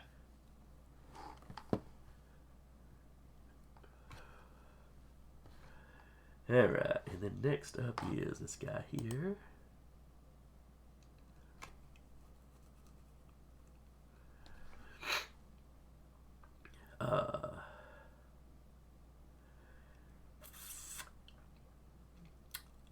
He spends a second, debating what to do, and then he decides to shoot a transmuter. Rude. Well, And is that okay? I'm aware of that attack, right? That's within my. Yes, you know it's coming. You just tried to get rid of his gun, and then he turns that gun towards you. So you were staring straight at him and everything. All right, power defense. Well, your 15 definitely beats his 8. Yeah. That is a massive success. I don't think even though it's a massive failure on his part, I don't know that I could. Since I was just basically forming a temporary, a momentary shield. I don't think that's something where I could, flow back and have that. That's only with prowess attacks, right? Yeah, in hand-to-hand attacks, you would get one. You'd get one over, or you'd have a +2 to hit him. That's right. The next round. This case I'm just simply blocking over these. Yeah. So, do you bring something up to defend yourself? Do you transmute the round he's firing at you into something? Oh yeah, if he's firing live rounds, then yeah, I just stick with the good old fashioned oxygen. Okay. So you just feel a little poof of air hit you in the face. Yeah, exactly. Because I don't want to inflict myself with helium voice, which is usually my other go-to. That would be fun, though. And, as I've said before, we do have a helium shortage. She turns into helium. She's got a high squeaky voice. Helios has got a high squeaky voice for some reason. Yeah, exactly. I'm sure. I know I've done that at least once before. All right. Puppet. All right. I finally arrive on the scene, and I will throw a force field on our unnamed friend. All right. So you've added some protection to her. And then it's her turn. No one is currently grappling her. So is this the start of a new page? Yes.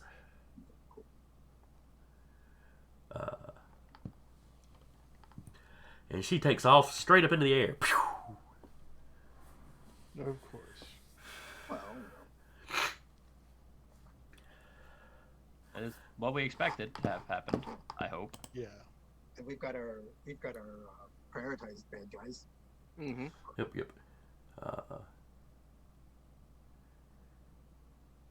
Like, even just one of these guys will probably give us more information about what's going on with her than just, As to pump her she's flying off, that shoulder cannon spins around and kind of rotates down, so it's kind of pointed down her back.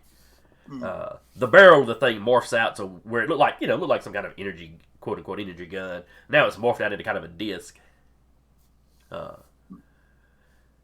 And you hear kind of a slight whoa, whoa, whoa, whoa, whoa, whoa, whoa, as she fires a stunning effect at this guy here. Probably something sonic based because you're hearing it. You're hearing a noise coming from it. You're not seeing anything.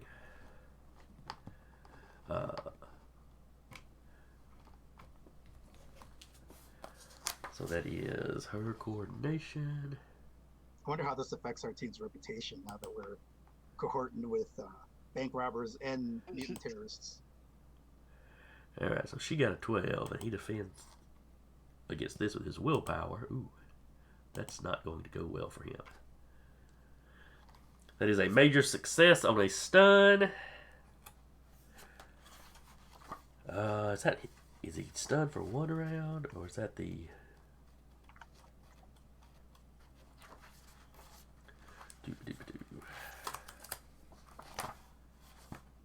If it's a major success, it lasts a level duration. Okay. So basically the fight, I would imagine. Yeah. So that is basically 7 rounds he's out. So yeah, you see him grab his ears, and drop to the ground and kind of roll over. So we're going to go ahead and mark him out. Yeah. If this last past 7 pages, we're in big trouble. It'll be time to pull the plug on this episode. So far, we're doing pretty good. But like I said, she shot up straight above the building, but she's still inside. She's still potentially in play. Then it is... Oh, the guy she just knocked out, so that's not going to do any good. Then it's the guy Seth knocked out. That's not good. Then it is Transmuter. Okay, so now I'm trying to think about the end game here, lowercase e, of course. And we know they have the capability of phasing, and I don't want them to just do what they did last time and just have the remaining active soldiers phase away their fallen brothers. Because it would be nice to be able to question someone at the end of this.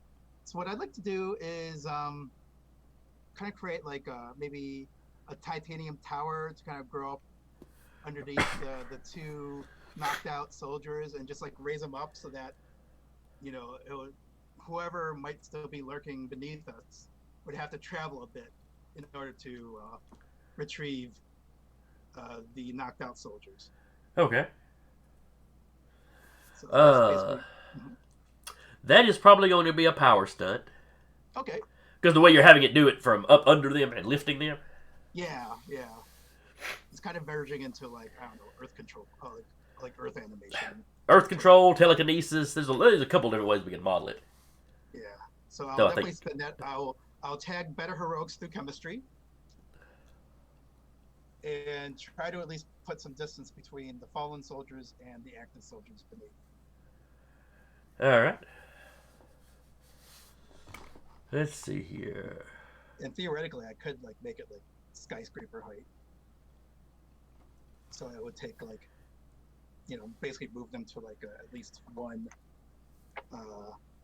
range category away, if not more. Oh, it'd be way more than like 1 area or something away. Yeah. So that's what Transmuter would like to focus on. All right. How tall are you going to make it?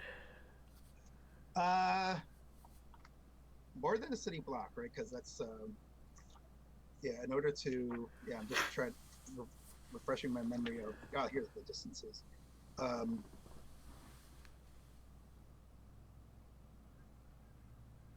I think visual range, because I don't think I could pull beyond visual range.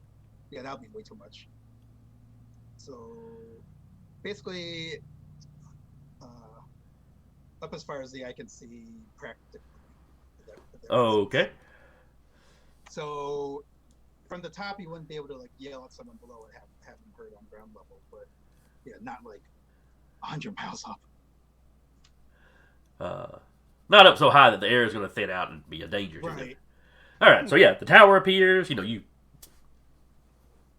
spent the hero point or the determination.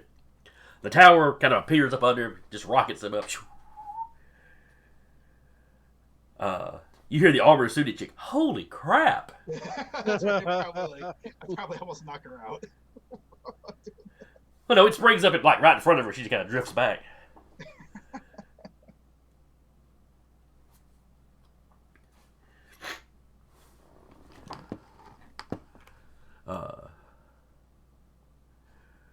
Let's see. This guy here says something a bit saltier than holy crap.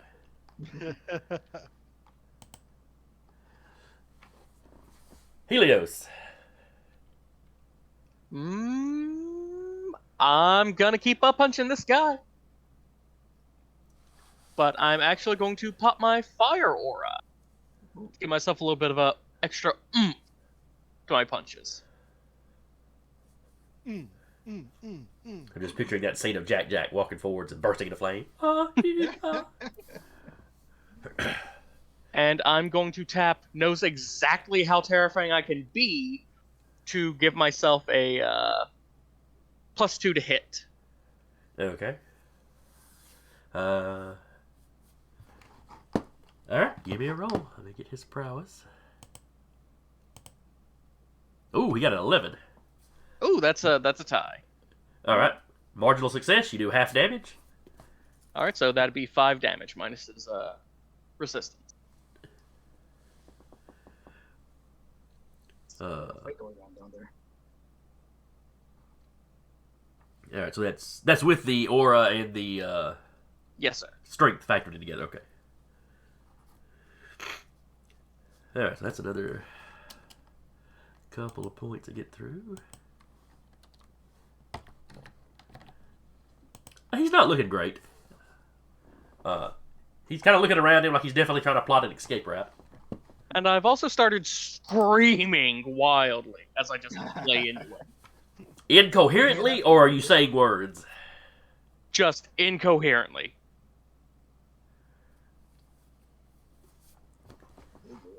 Alright, so you are going full Ralphie on him. It's flying in the air. Hey kid, hey. It's my favorite scene in that movie.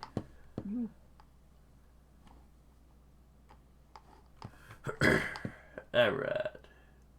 Next up is Seth. Okay, so above ground there are 2 conscious ones left. Is that right? There's one in the building fighting Helios. If you can call what he's doing fighting. Outside where you're at, there is one dude conscious. And the armored and the woman in the armored suit. I'm going after the paramilitary guy that's conscious outside. Okay. I'll do another Shadow Strike. And actually, I am going to use my last remaining determination point. Okay. Because got him, might as well use him. Yeah. Smoke him if you got him.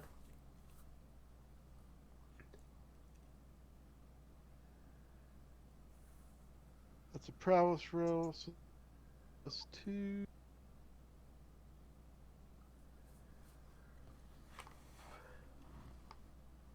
Boom. Alright, that is your to hit.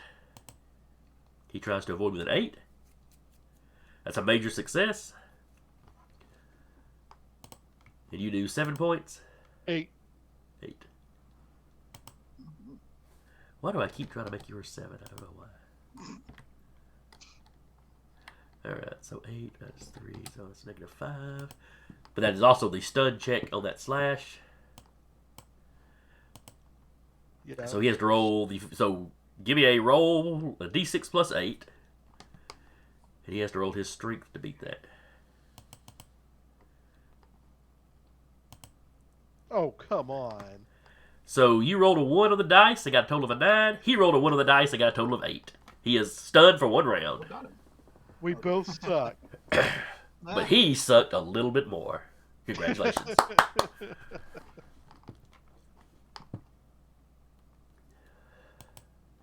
Alright, then it's the 2... no, that's the 2. That's the 2 conscious guys. Alright, the first one is the one in the pit with Helios.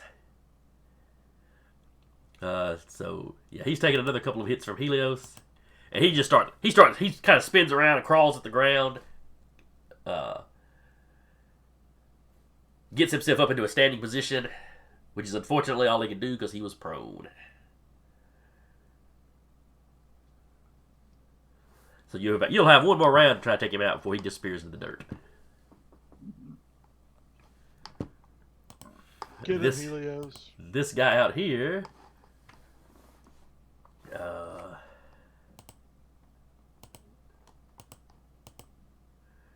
He's not in much better shape.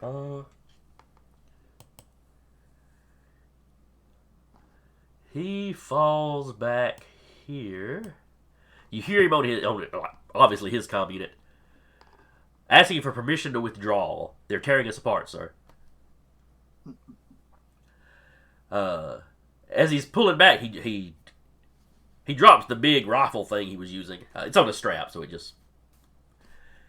And he pulls out this... It's a smaller pistol. It's a little bulky for a pistol, but it's a lot smaller than the rifle. And it's kind of smooth and rounded off edges. And when he points it at you, it starts a small wide, and a light starts building up at the beginning, at the front of the barrel. And it shoots some sort of... Maybe it's a laser, some sort of energy blast. One might even call it a light-based attack.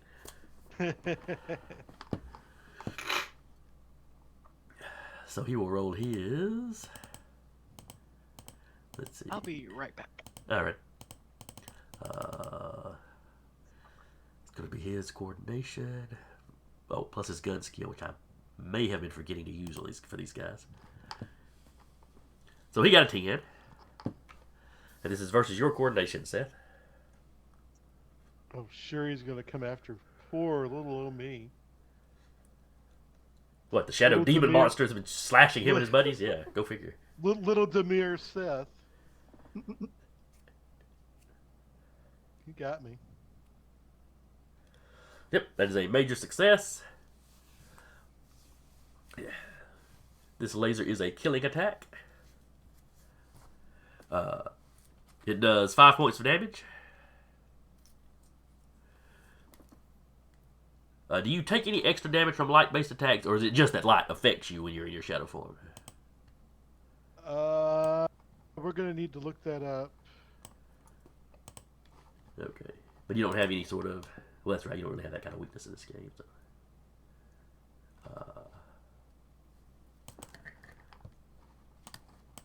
Do you want me to grab the book or? No, I've got it right here. Because I don't want to tell you wrong. I'm definitely vulnerable to it, but I don't know. Alright. Alternate form, shadow form. You're immune to physical attacks except for light-based attacks, which have an additional degree of effect on you. So a moderate success becomes a major success against you. Okay. So his major success becomes a massive success.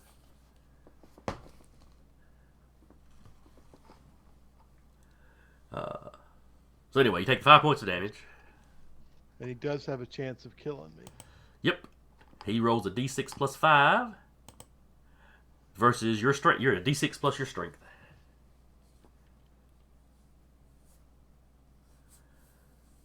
Do you have any determination left? No, Nope. never mind. You've already rolled. Alright, so that is a marginal success. What does a marginal success do on a kill? Did we both get the same?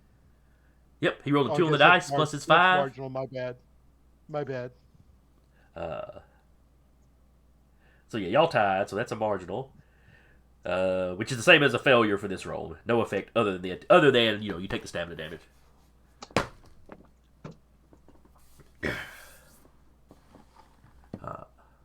So Seth's a smoking shadow right now. There's something leaking out of him.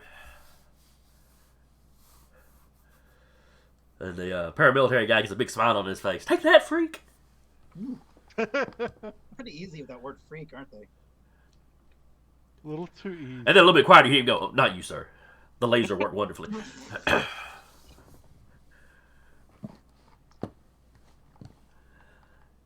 Then it is Puppet.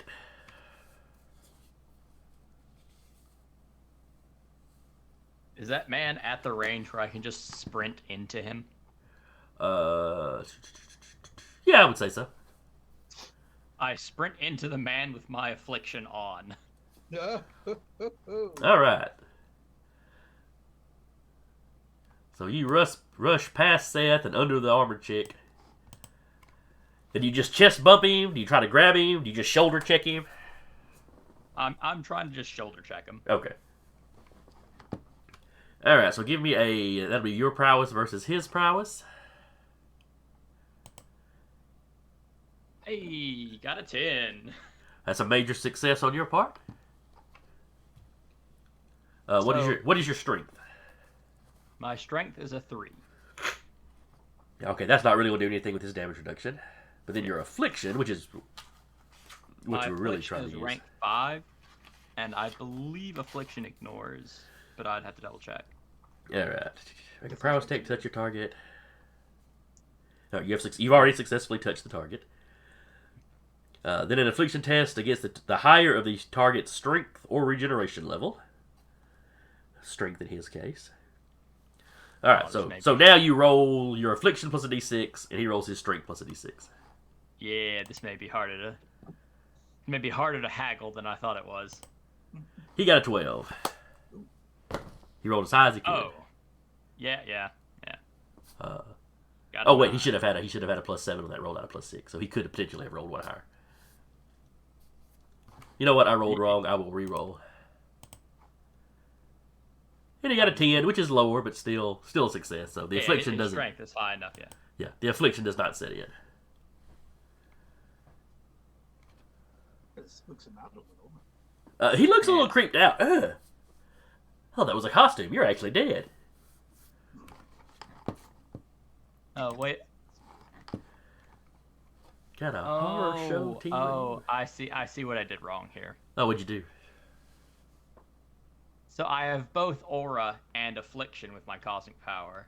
I should have used aura instead, but that's my bad. Oh, okay. Okay.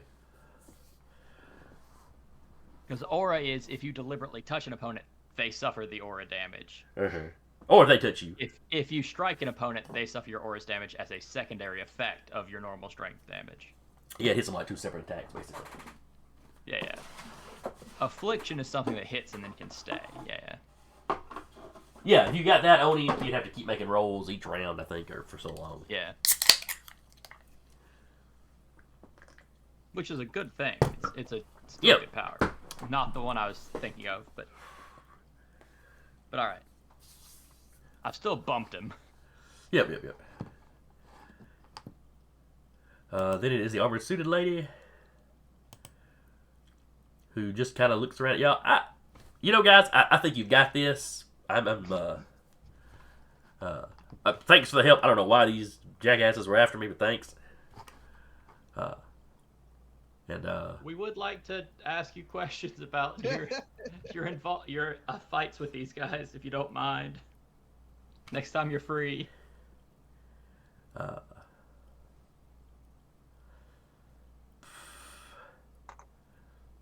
Yeah, sure. I'll get in touch. And she flies off.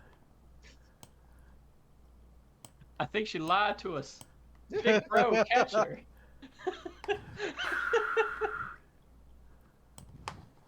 And she still has, of course, the money bag on her belt and the necklace around her neck.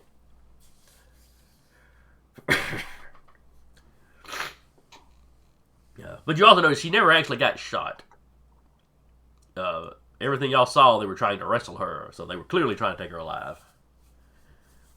Somebody stole a very fancy suit. She could have built it on their own. Out of stolen parts. Apparently, Helios doesn't think women can be good at science. Shame on you, Helios. Oh. All them birds are good at is stealing and cheating. Helios is now like a Western singer, Western country singer. Oh no. Now we're gonna be canceled. Yeah, we have enough. Not all of us. Hey, we are chastising Helios. That's we're disavowing.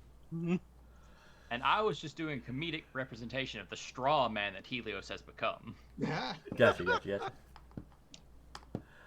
All right, then it's unconscious guy, and transmuter. So I'm gonna let me spend a determination point tagging Better Hoax through chemistry to try to get a lock on that pesky light blaster of the remaining soldier and see if I can. Right now, you have no line of sight because there's a big titanium tower in front of you. Oh yeah, I guess I should. But there's plenty of room to move around. So why do I do that? Yeah, there you are.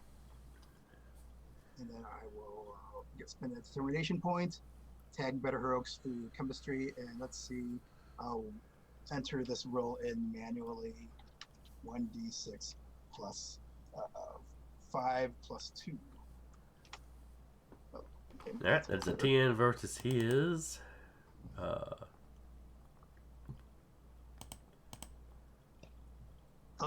He got a 5, so you beat him by 5. It's a massive success. Yeah, it just occurred to me that since he was retreating, I probably would have been better off.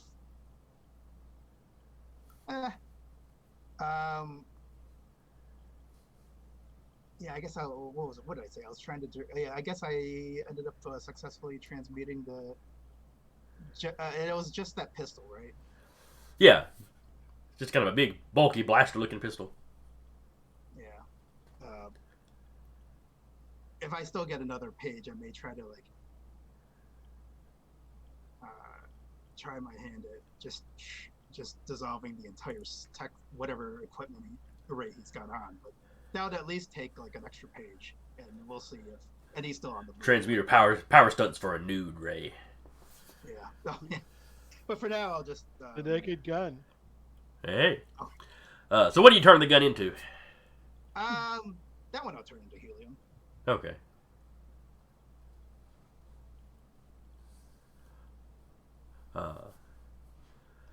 So yeah, the gun turns into, just... As from his point of view, it just disappears. Yeah. Because, helium is invisible. What the crap? But by the time he's saying crap, his voice has got a little bit higher.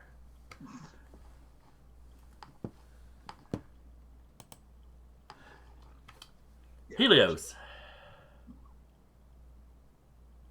I'm a pop the guy, and I'm going to tap dysfunctional bundle of easily or Come on. knows exactly how terrifying it can be, just for a +2 to hit. Okay. Because I'm a flaming, screaming, super strong guy coming at him. He's got his back to you because he's trying to, he was clawing his way up the wall and getting ready to step through it. So he can still hear me, though. Oh, absolutely. He's not into the wall at all at the moment. Right. So 13. 9. Just an absolute barrage aimed at his kidneys, the back of his head, his ribs, base of his spine. You're like a really mad boxer using the heavy bag. He's just kind of everywhere. All right, and you got a major success. So it is the full damage of your strength is 7. Yes, sir. And actually, considering he does have damage reduction, right? He has a little bit, yes. So would we be calculating the damage from the strength and the aura separately for that, or all yes, together? they are two separate effects. Okay, so all right, so he might have had another point from that previous strike or something, but it's nothing major. This is definitely enough between the two of them to take him out. So he is unconscious. Oops.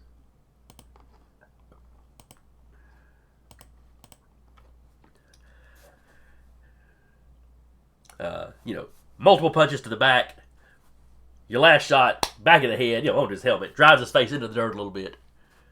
And then you step back as he slowly slides out of that imprint and falls at your feet. And my last action will be to deactivate the aura, because that hurts me to you. Oh, is it tiring? Yes. You'll be sure to check off however much stamina you burned on that, then. Every turn, yes, sir. Let's see here. After that is Seth. He hurt you, but the weapon he hurt you with is gone now. He's still up. That's not the one that we just took out. No, Helios took off the one that was inside. This one here had his little blaster ray. Your dead brother ran up and hit him, and then the gun just disappeared. Which you figure, your sister ran around that big column, pointed at him, and that gun disappeared. So. Right. Well, I'm gonna hurt him back. That light ray was just rude. But it's gone now. Alright, so you're running up on him? Yeah. Alright. You're running up on him. He's clawing at his belt for some other kind of high-tech looking grenade. But he probably won't get the turn to use it. I probably didn't roll high enough. But you rolled a 9. He rolled a 7. Oh, right. It is a moderate success. And you do 8 points of damage, I remember this time. 8 points, yeah. So that's that's -5 from him because he's got a damage reduction of 3, which puts him at 0. You have managed to knock all these guys out this time. So unless they have a 5th member hiding underground just for evacs, you've got him. Phew.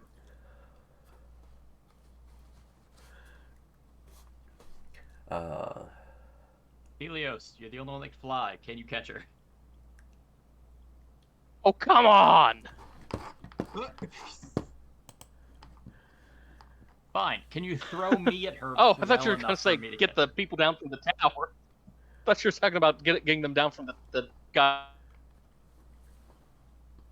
Guys down from the No, towers. we have a Is conscious she target still? left. Can we still see her? Not Yeah, from no, where. can we- Well, you're inside the building, but all right. So the direction she flew, she was right here. She flew basically over the bank, making her get away. Headed out this way. If you look over the parking lot, I've still got I her can miniature. try, but there's a chance I'll fall out of the sky before I even see her. Well, she's had a 1 round head start on you, so she would actually be off the map slightly, but you can certainly try. How fast do you fly? Rank 5.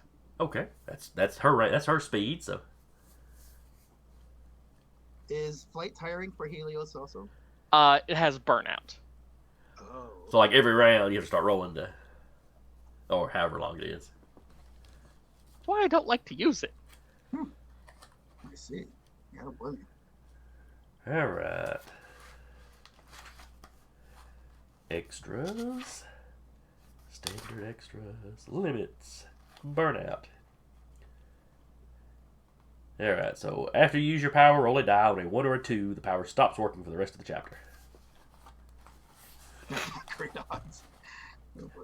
All I right. need to start. Okay.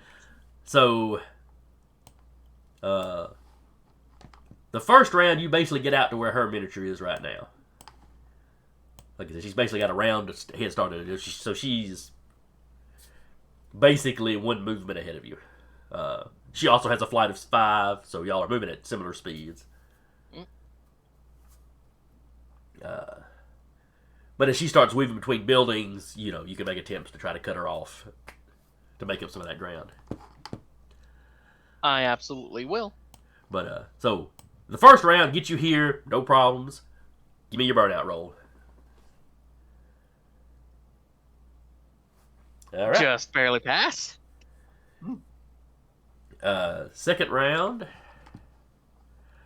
And can I call in our niece with the sedan to start going after Helios? Sure. She was already inbound. She's heard. She is tied into your radio. So she was Either already go after inbound. Helios or pick up these guys, whichever one she values more. She go after Helios and then double back. Oh, I'm I Todd. see how it is. Well, there's 3 of you to guard those unconscious guys. Right. She has faith in you. All right, so give me what would you roll for a chase scene? This feels like a pyramid test. It does. Probably one of those competitive pyramid tests, where basically both you and her are trying to reach a certain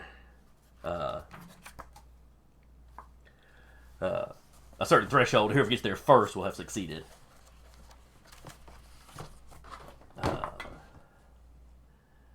Let's see here. Right. So whoever gets to a massive success first.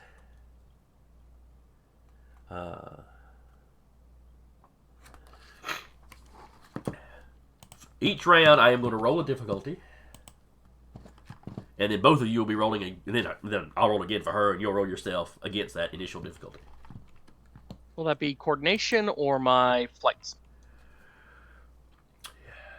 Describe to me how you're trying. If you're just trying to grit your teeth, Say that again. If you describe to me how you're trying to catch her. If you're just gritting your teeth, trying to edge a little bit extra speed out, roll your flight. If when she starts to bob and weave through buildings, if you're trying to figure out a way to kind of cut her off, a more straight line to where she is versus her bobbing and weaving, then you could roll your coordination. I'm gonna say I'm just trying to edge out a little bit of extra speed. All right, she's gonna go with her coordination. She's trying to get out of sight of you long enough that she can like hide or All right. do whatever. All right. Hang on a second. I have my pyramid page open. All right. So for the first round, the difficulty you'll be doing versus versus an 8. The next round I'll do it versus a 7. The die roll. And we'll move down like that just so it doesn't take forever. We'll reach a conclusion eventually. All right, so the difficulty y'all are both rolling against is a 10. You got a marginal success. Her coordination is a 6. Oh. So that is one success for hers. But she needed a 10. Her has only a moderate. So she's got one moderate. And she'll need, of course, 2 of those to make a major, 2 majors to make a massive. Or, of course, if you roll, a major or massive. Give me a d6 roll to see if your powers hold up. Yes, sir. Still Yes, going sir. strong. All right, so the initial difficulty was an 8. This one will be versus a 7. So the number is 13. Oh. Well, that's not good.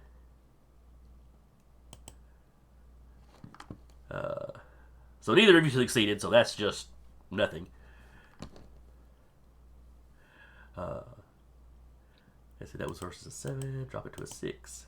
Difficulty for this round is 11. That's my... Oh, I still do not fall. And that is a failure on my part. All right, she rolls a 6. Ooh, it's a failure on her part. But the number is getting easier and easier to roll, so there will be a conclusion. How's the soon. sedan doing?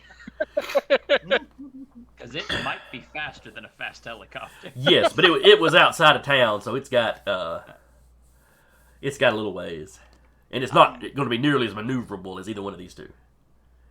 All right, the difficulty for this round is a 10.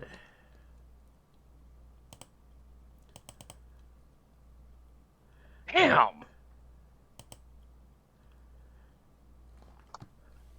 I can't decide if y'all are just staying neck and neck, or if you're both extremely clumsy. It's like watching 2 Goonie birds doing like a competitive landing contest. It's like, what are you doing? I feel it's more on brand for the stream if we're just both kind of terrible at it. But that would imply you'd probably smack into a building at some point. So, but so y'all are hanging in there pretty neck and neck. You're not making great progress and catching up with her, but she's not getting any further away from you. That was versus a 5, so drop it to a 4. All right, the difficulty for this one is an 8. There we go. That's something at least. All right, so that's a success. Ooh, but she only got a marginal where you got a moderate. So you catch up with her a little bit. I've been writing down her moderate. I wrote down her moderate. I didn't write down yours. Have you gotten 2 moderates? I Let me scroll back up. don't think so. Marginal. That's right. Your other success was a marginal. Okay, so Yeah. both of you have had 1 marginal and 1 moderate, but the marginals don't count towards anything. So maybe she had pulled a little bit ahead of you, but now you've caught up. Or back up to where you were. All right. So the difficulty on this one should be a 3. All right. The chase is over. All right. Do you make the roll at the beginning of your round or at the end of your round? It's every round it's in use. So you moved, you used it. You moved, you used it. So technically, you would do your move before that takes effect. So go ahead and give me your flight roll. If you get a massive success, That's a 9. that's a major success. So close. Let me roll hers. Oh.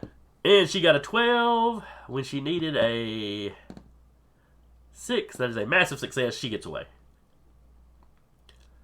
She starts to pull ahead of you, and then your flight power gives out. All you'll hear is just a long, yeah.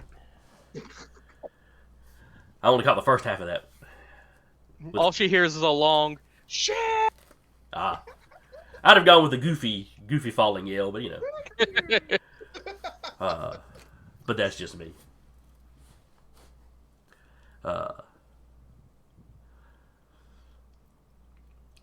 So you hit the ground. You know, you land on your feet or whatever. I mean, you felt it give out. You have time to brace. You could probably take that falling damage without too much trouble. And when you look up, she has slowed down and is looking back at you. And then when she sees you, on your feet, she takes off again at full speed. Yeah, she has a crush on you. Quick, abuse it for justice. Less than a minute later, the sedan pulls up and beams you on board. Really got to work on that burnout issue. Yeah. Got some water in here? You know where it's at. She points over to the little cabinet. Awesome. I just grab a bottle of water and sit down. There's water. There's Gatorade. She's like, yeah, we've got to work on your flight endurance.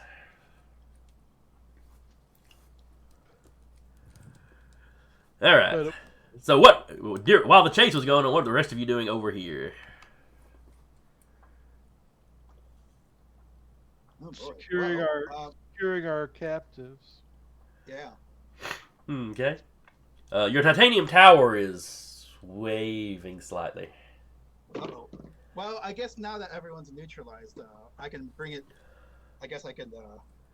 Well, let's see. I don't really bring it down because it's not like I'm animating it. Oh boy, yeah, that's a good question. I guess what I could do is Drop them. well, I don't know. I could drop them and then just generate or maybe first generate a big. Oh boy, can I generate a big cushion on the ground and then dissolve the titanium tower and hope that they don't that the wind doesn't shift them away. Here's a 3-story tall piece of memory foam. Let's see how they land on that. Puppet will just gently. The man has super strength. He'll survive. From visual distance. I mean, it's blunt damage. It's probably not wrong. If not, I will heal him. That's fair. Sure, yeah. We know they've got pretty good protection from what we've observed already. So, yeah, maybe I just, Yeah, any of it. I'll form like a big cushion and then dissolve the tower. And if they miss or get hurt, even despite the cushioning, All we'll right. deal with it then. So you dissolve the tower, and they'll spend a turn at least falling. So then you produce the whatever soft material you're trying to use. Yeah, I probably will need an extra turn to generate that because But I imagine it's a little more complicated than just summoning a single substance. but who knows what all substances you've practiced with? So Right. so yeah, you get them down. Maybe they take them to some more bumps and bruises for their trouble, but the guy Seth slashed up is his wounds have stopped bleeding. They're not healing up at like super speed or anything, but they've clotted. He's not bleeding out or anything. Now you've got several holes in that bank. Yeah, I guess hopefully that'll be easy enough to repair. Yeah, you just turn the air back into concrete. Yeah.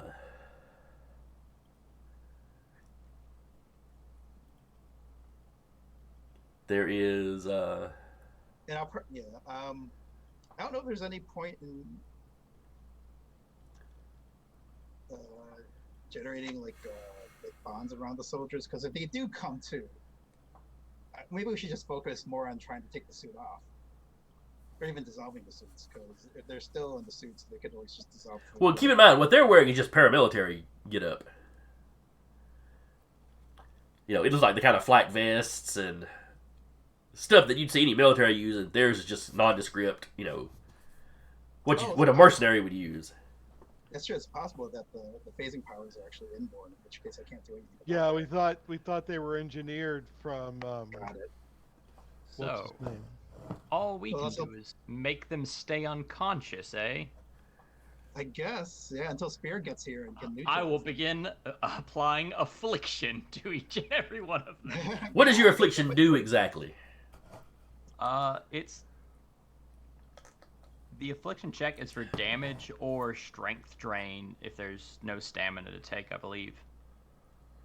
Okay. So you'd have to be careful not to Man, kill where them. did you even get that? Ow! I don't know if he was talking to Puppet or the baby. Talk. Affliction works much like a disease or a toxin. Prowess to touch, then affliction test against the higher strength or gen. Choose whether your affliction causes a target reduced to 0 damage to stay unconscious or begin losing strength levels. Okay, which is how you die in this So game. I could use it to attempt to keep them unconscious. Yes. All right. So that will work because they're not gonna get a chance to wake up for 10 rounds anyway. So you've got them all gathered outside. I assume y'all fish Helios's victim out of the vault. So Yes. you'll stand there keeping them asleep. A few minutes later, the sedan shows up, beams all of you on board.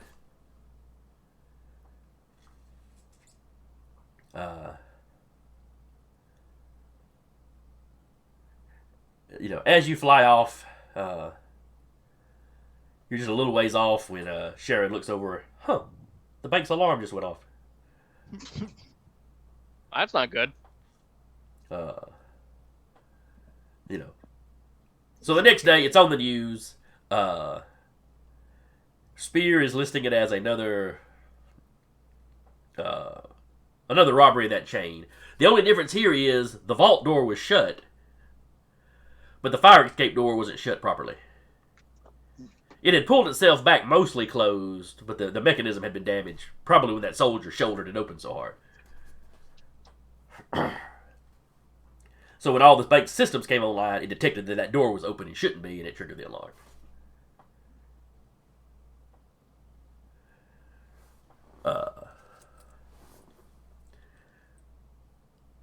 Now, Sharon just takes y'all back to y'all's base. Calling an audible, we have 4 superpowered people Oh, that shit. can tunnel. She teleported them up with y'all. Oh, we take them with us. Yep. She's like, that's okay. I think I got something that can hold them. Really?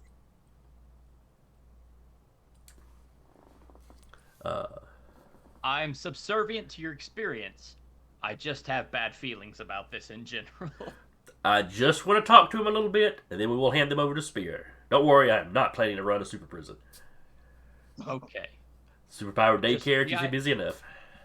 Just the idea of people that can phase through walls going to our quote-unquote secret base scares me. I mean, I could break their kneecaps and they'll still be able to move, but with great difficulty. So yeah, y'all get back to the base. She has y'all bring the prisoners along. Oh, do we get to sit in on the interrogation? Yeah, she doesn't have a problem with that. It's not like she's going to beat them with phone books or something. They're super strong. That probably wouldn't work. So your base is largely subterranean. She carries you back to a back portion of it, to a door none of you have ever been through. It opens up into a fairly natural cavern. And what's sitting in that cavern can only be described as a fairly busted up flying saucer. Whoa! Oh, Oh, damn it! Oh, you were doing so well, Mike. I know. I'll send me another invite via. Yeah, my phone just ran out of juice. I thought half car would carry it through. But if you could either send me a Zoom invite, or maybe I just a disembodied voice for the rest of this episode. We're almost done. All right, well, I'm sending you an invite. Oh yeah, we are wrapping up. We are just in the wrap up. Cool. Anyway, flying saucer, you say? Yes. Thank you for ruining my dramatic moment I'm with your sorry. power issues. Though I think splitting your putting your Zoom on the phone and everything else on Discord, I think that worked pretty well. Yeah, I'll just remember Yeah. to be fully charged next time. Did you get the invite? Oh wait, let me turn on Zoom. I haven't actually. That would probably help. Yes. But yes, busted up. Clearly a spaceship. Looks kind of flying saucery. She carries them in there. You put them in separate cells. She does something, and there's like a little shimmer along the walls.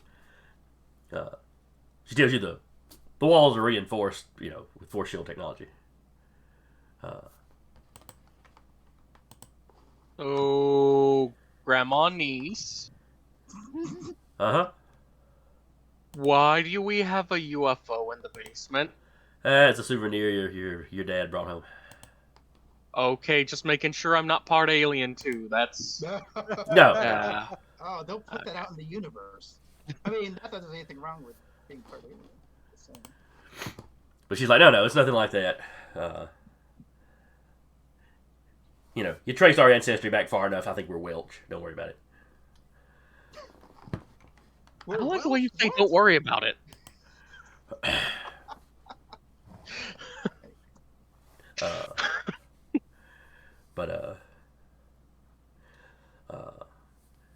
But she's like, no, this is something he brought home from a crash site. Didn't necessarily think the government, needed it. He lost a lot of trust in the government after the House of Un-American Activities stuff in the 40s. Or was that the 50s? It is. It started in the. I think it might have started in the 40s. It might have started in the late 40s. Because we pretty much went straight from World War II into the Cold War. So. But I don't think the televised hearings were until the 50s. Yeah, probably so. That makes sense. But yeah, he lost a lot of trust for the people running the government at that point.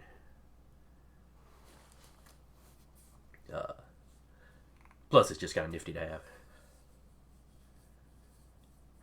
Really need to contact that fella down in Lafayette and see if he can help me fix it. Though I guess if he could fix this one, he'd probably be able to fix his own. He probably would still be here. Never mind. Just because I own a UFO doesn't mean I know how it works.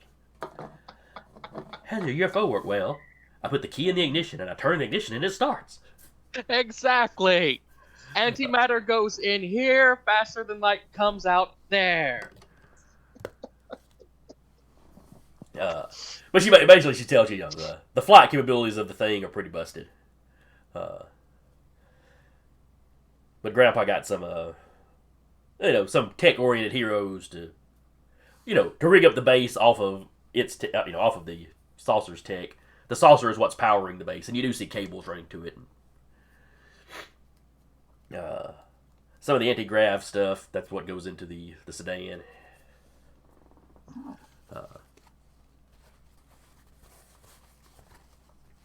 But she flips a switch and big lights overhead come up. And you see there's a few other large souvenirs in this room. A robot that looks like it was probably from like a giant 40, a giant robot from the 40s. Oh, wow. If you've ever seen the beginning of Sky Captain in the World of Tomorrow? that's the one. Something, okay. it's along that line. Hell yes, I have. I've seen it. I was not super impressed with most of the movie. Oh, but that first scene with the robots, I just wanted to see Golden Age Superman fighting. That's all I wanted to see. It was visually very cool. Yeah, they got the visuals down, and the story was, Eh. It was okay. I didn't hate the movie. It was certainly historic for it. Really did herald like where movies are going. Mm-hmm. Just like the perennial green screen sets and all that stuff. But oh well, we're already running late. We're here getting derailed on movies. Yes, soldiers. All right. So there's some questioning of the soldiers, and while she does nothing to hurt them, Seth, you particularly notice that Grandma Aunt can be kind of scary when she wants to be. Cool.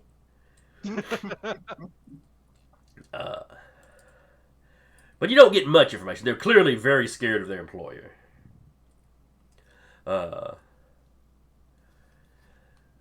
They suggest you letting them go because their employer has connections with the government.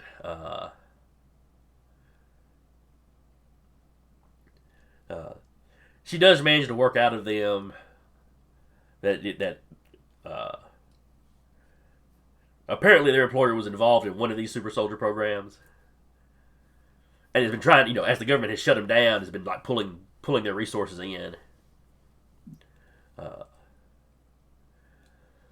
The reason they were after the woman in the tech suit was she had been working for them via a shell company. She didn't know she was working for a bunch of nut jobs. No, not that they call themselves nut jobs, but apparently she caught wind of some of it or something, got suspicious about something, or maybe she got greedy, and she's the tech she'd been making for him, she swiped and ran off with. She wasn't supposed to be able to do that because other people were in charge of the security. The best they've been able to deduce is that she's got some kind of tech control power. So, Makes sense. very good with tech the old-fashioned way, but there's also a power to augment that. So, and Sharon, her thing is basically, well, if she could bypass the security in an armored suit, it's no wonder she could bypass the security in a bank. And if she knows it's a conspiracy after her, it might not be any wonder that she's just stealing what she needs and hiding. Right. Though if that was the case, you'd think she would probably just steal the cash and not all the jewelry. Well, But you gotta take your comforts where you can when you're on the run. we'll list her as a low threat priority. I don't think she's out to hurt anybody.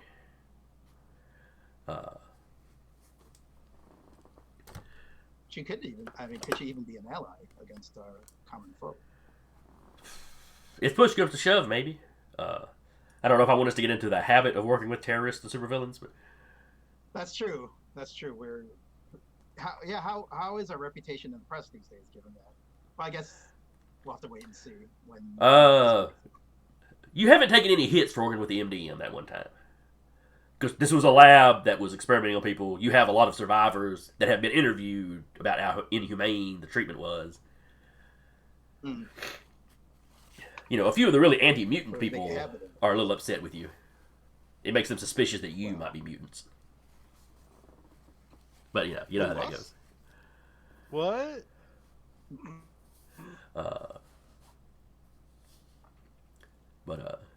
But yeah, she's pretty happy with how how you took these guys down. You didn't let them, you knew how they tended to escape. You took steps to stop that from happening. You properly prioritized the more dangerous targets. All in all, she's giving you a solid A. Would have been A plus if you'd caught the armored chick, but Whose name we never caught. whose name you never caught. The Blue Bugler.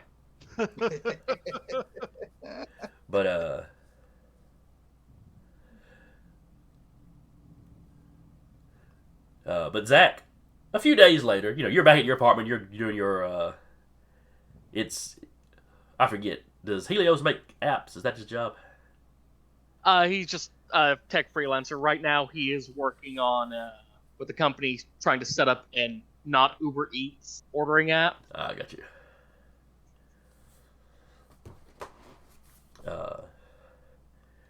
So you hear your comm unit start buzzing. Answer it. YOLO.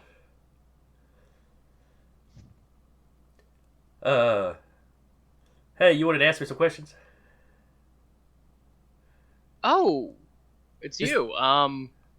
Yeah. this is- Little concerned how you got this frequency, but sure. Oh, yeah. My armor, yeah. It examined your comm links. Mm-hmm. I won't push on that.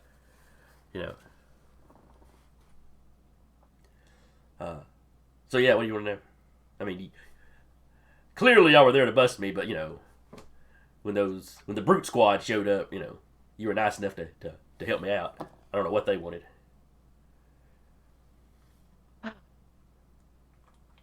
Oh, who exactly were you working for? She gives you the name Where of the did you company. get your... Huh? You ask her who she's working for, she gives you the name of the company. It is the same company that lab was owned by. That's fascinating. She tells you which lab she worked at, which not the same lab. The one she worked at, it was all tech stuff. There was no bioengineering involved there. Mm-hmm. None of that tracks with what we surmised about him. But yeah, using some of her ability, she she thought she wasn't getting promoted, so she's started tapping into some people's phone lines to find out why, and she found out some disturbing stuff. So yeah, she swapped the project she was working on, and she's in hiding now. Basically, just names of your supervisors, home locations if you have them, and any other off-sites they might have had that you were aware of. Just so if we can cross-reference with the information we already have. Y'all set up somewhere that she can give you a file dump. All right. Oh yeah, the Primes have a Google Drive account. Here you go. Something fairly anonymous. Because if you want to take these people out, that'd be great for her. Especially seeing as how they're trying to kill her. Well, they were trying to take her alive. But, she does not know that would necessarily be better. But after you're done getting that information, she disconnects. Well, when you check your comms, you have kind of a contacts list that other members of the team are in there under their code names. The sedan is listed, which would be Sharon most of the time. There's a new contact now. Someone is listed in there as Technicky. Technicky. Run together like one word, but or one name. How do you spell that? TECH. CIEPIE. TECHNIKKI. Oh, okay. Cool.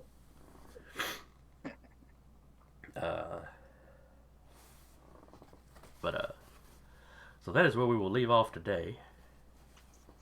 What was the name of the group she worked for?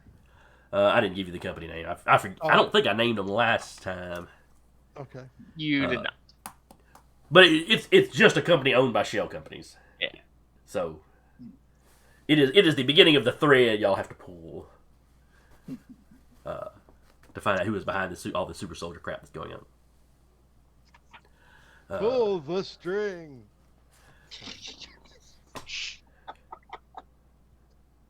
Or you can just hold the string while they walk away. Yes. Let's see what's there.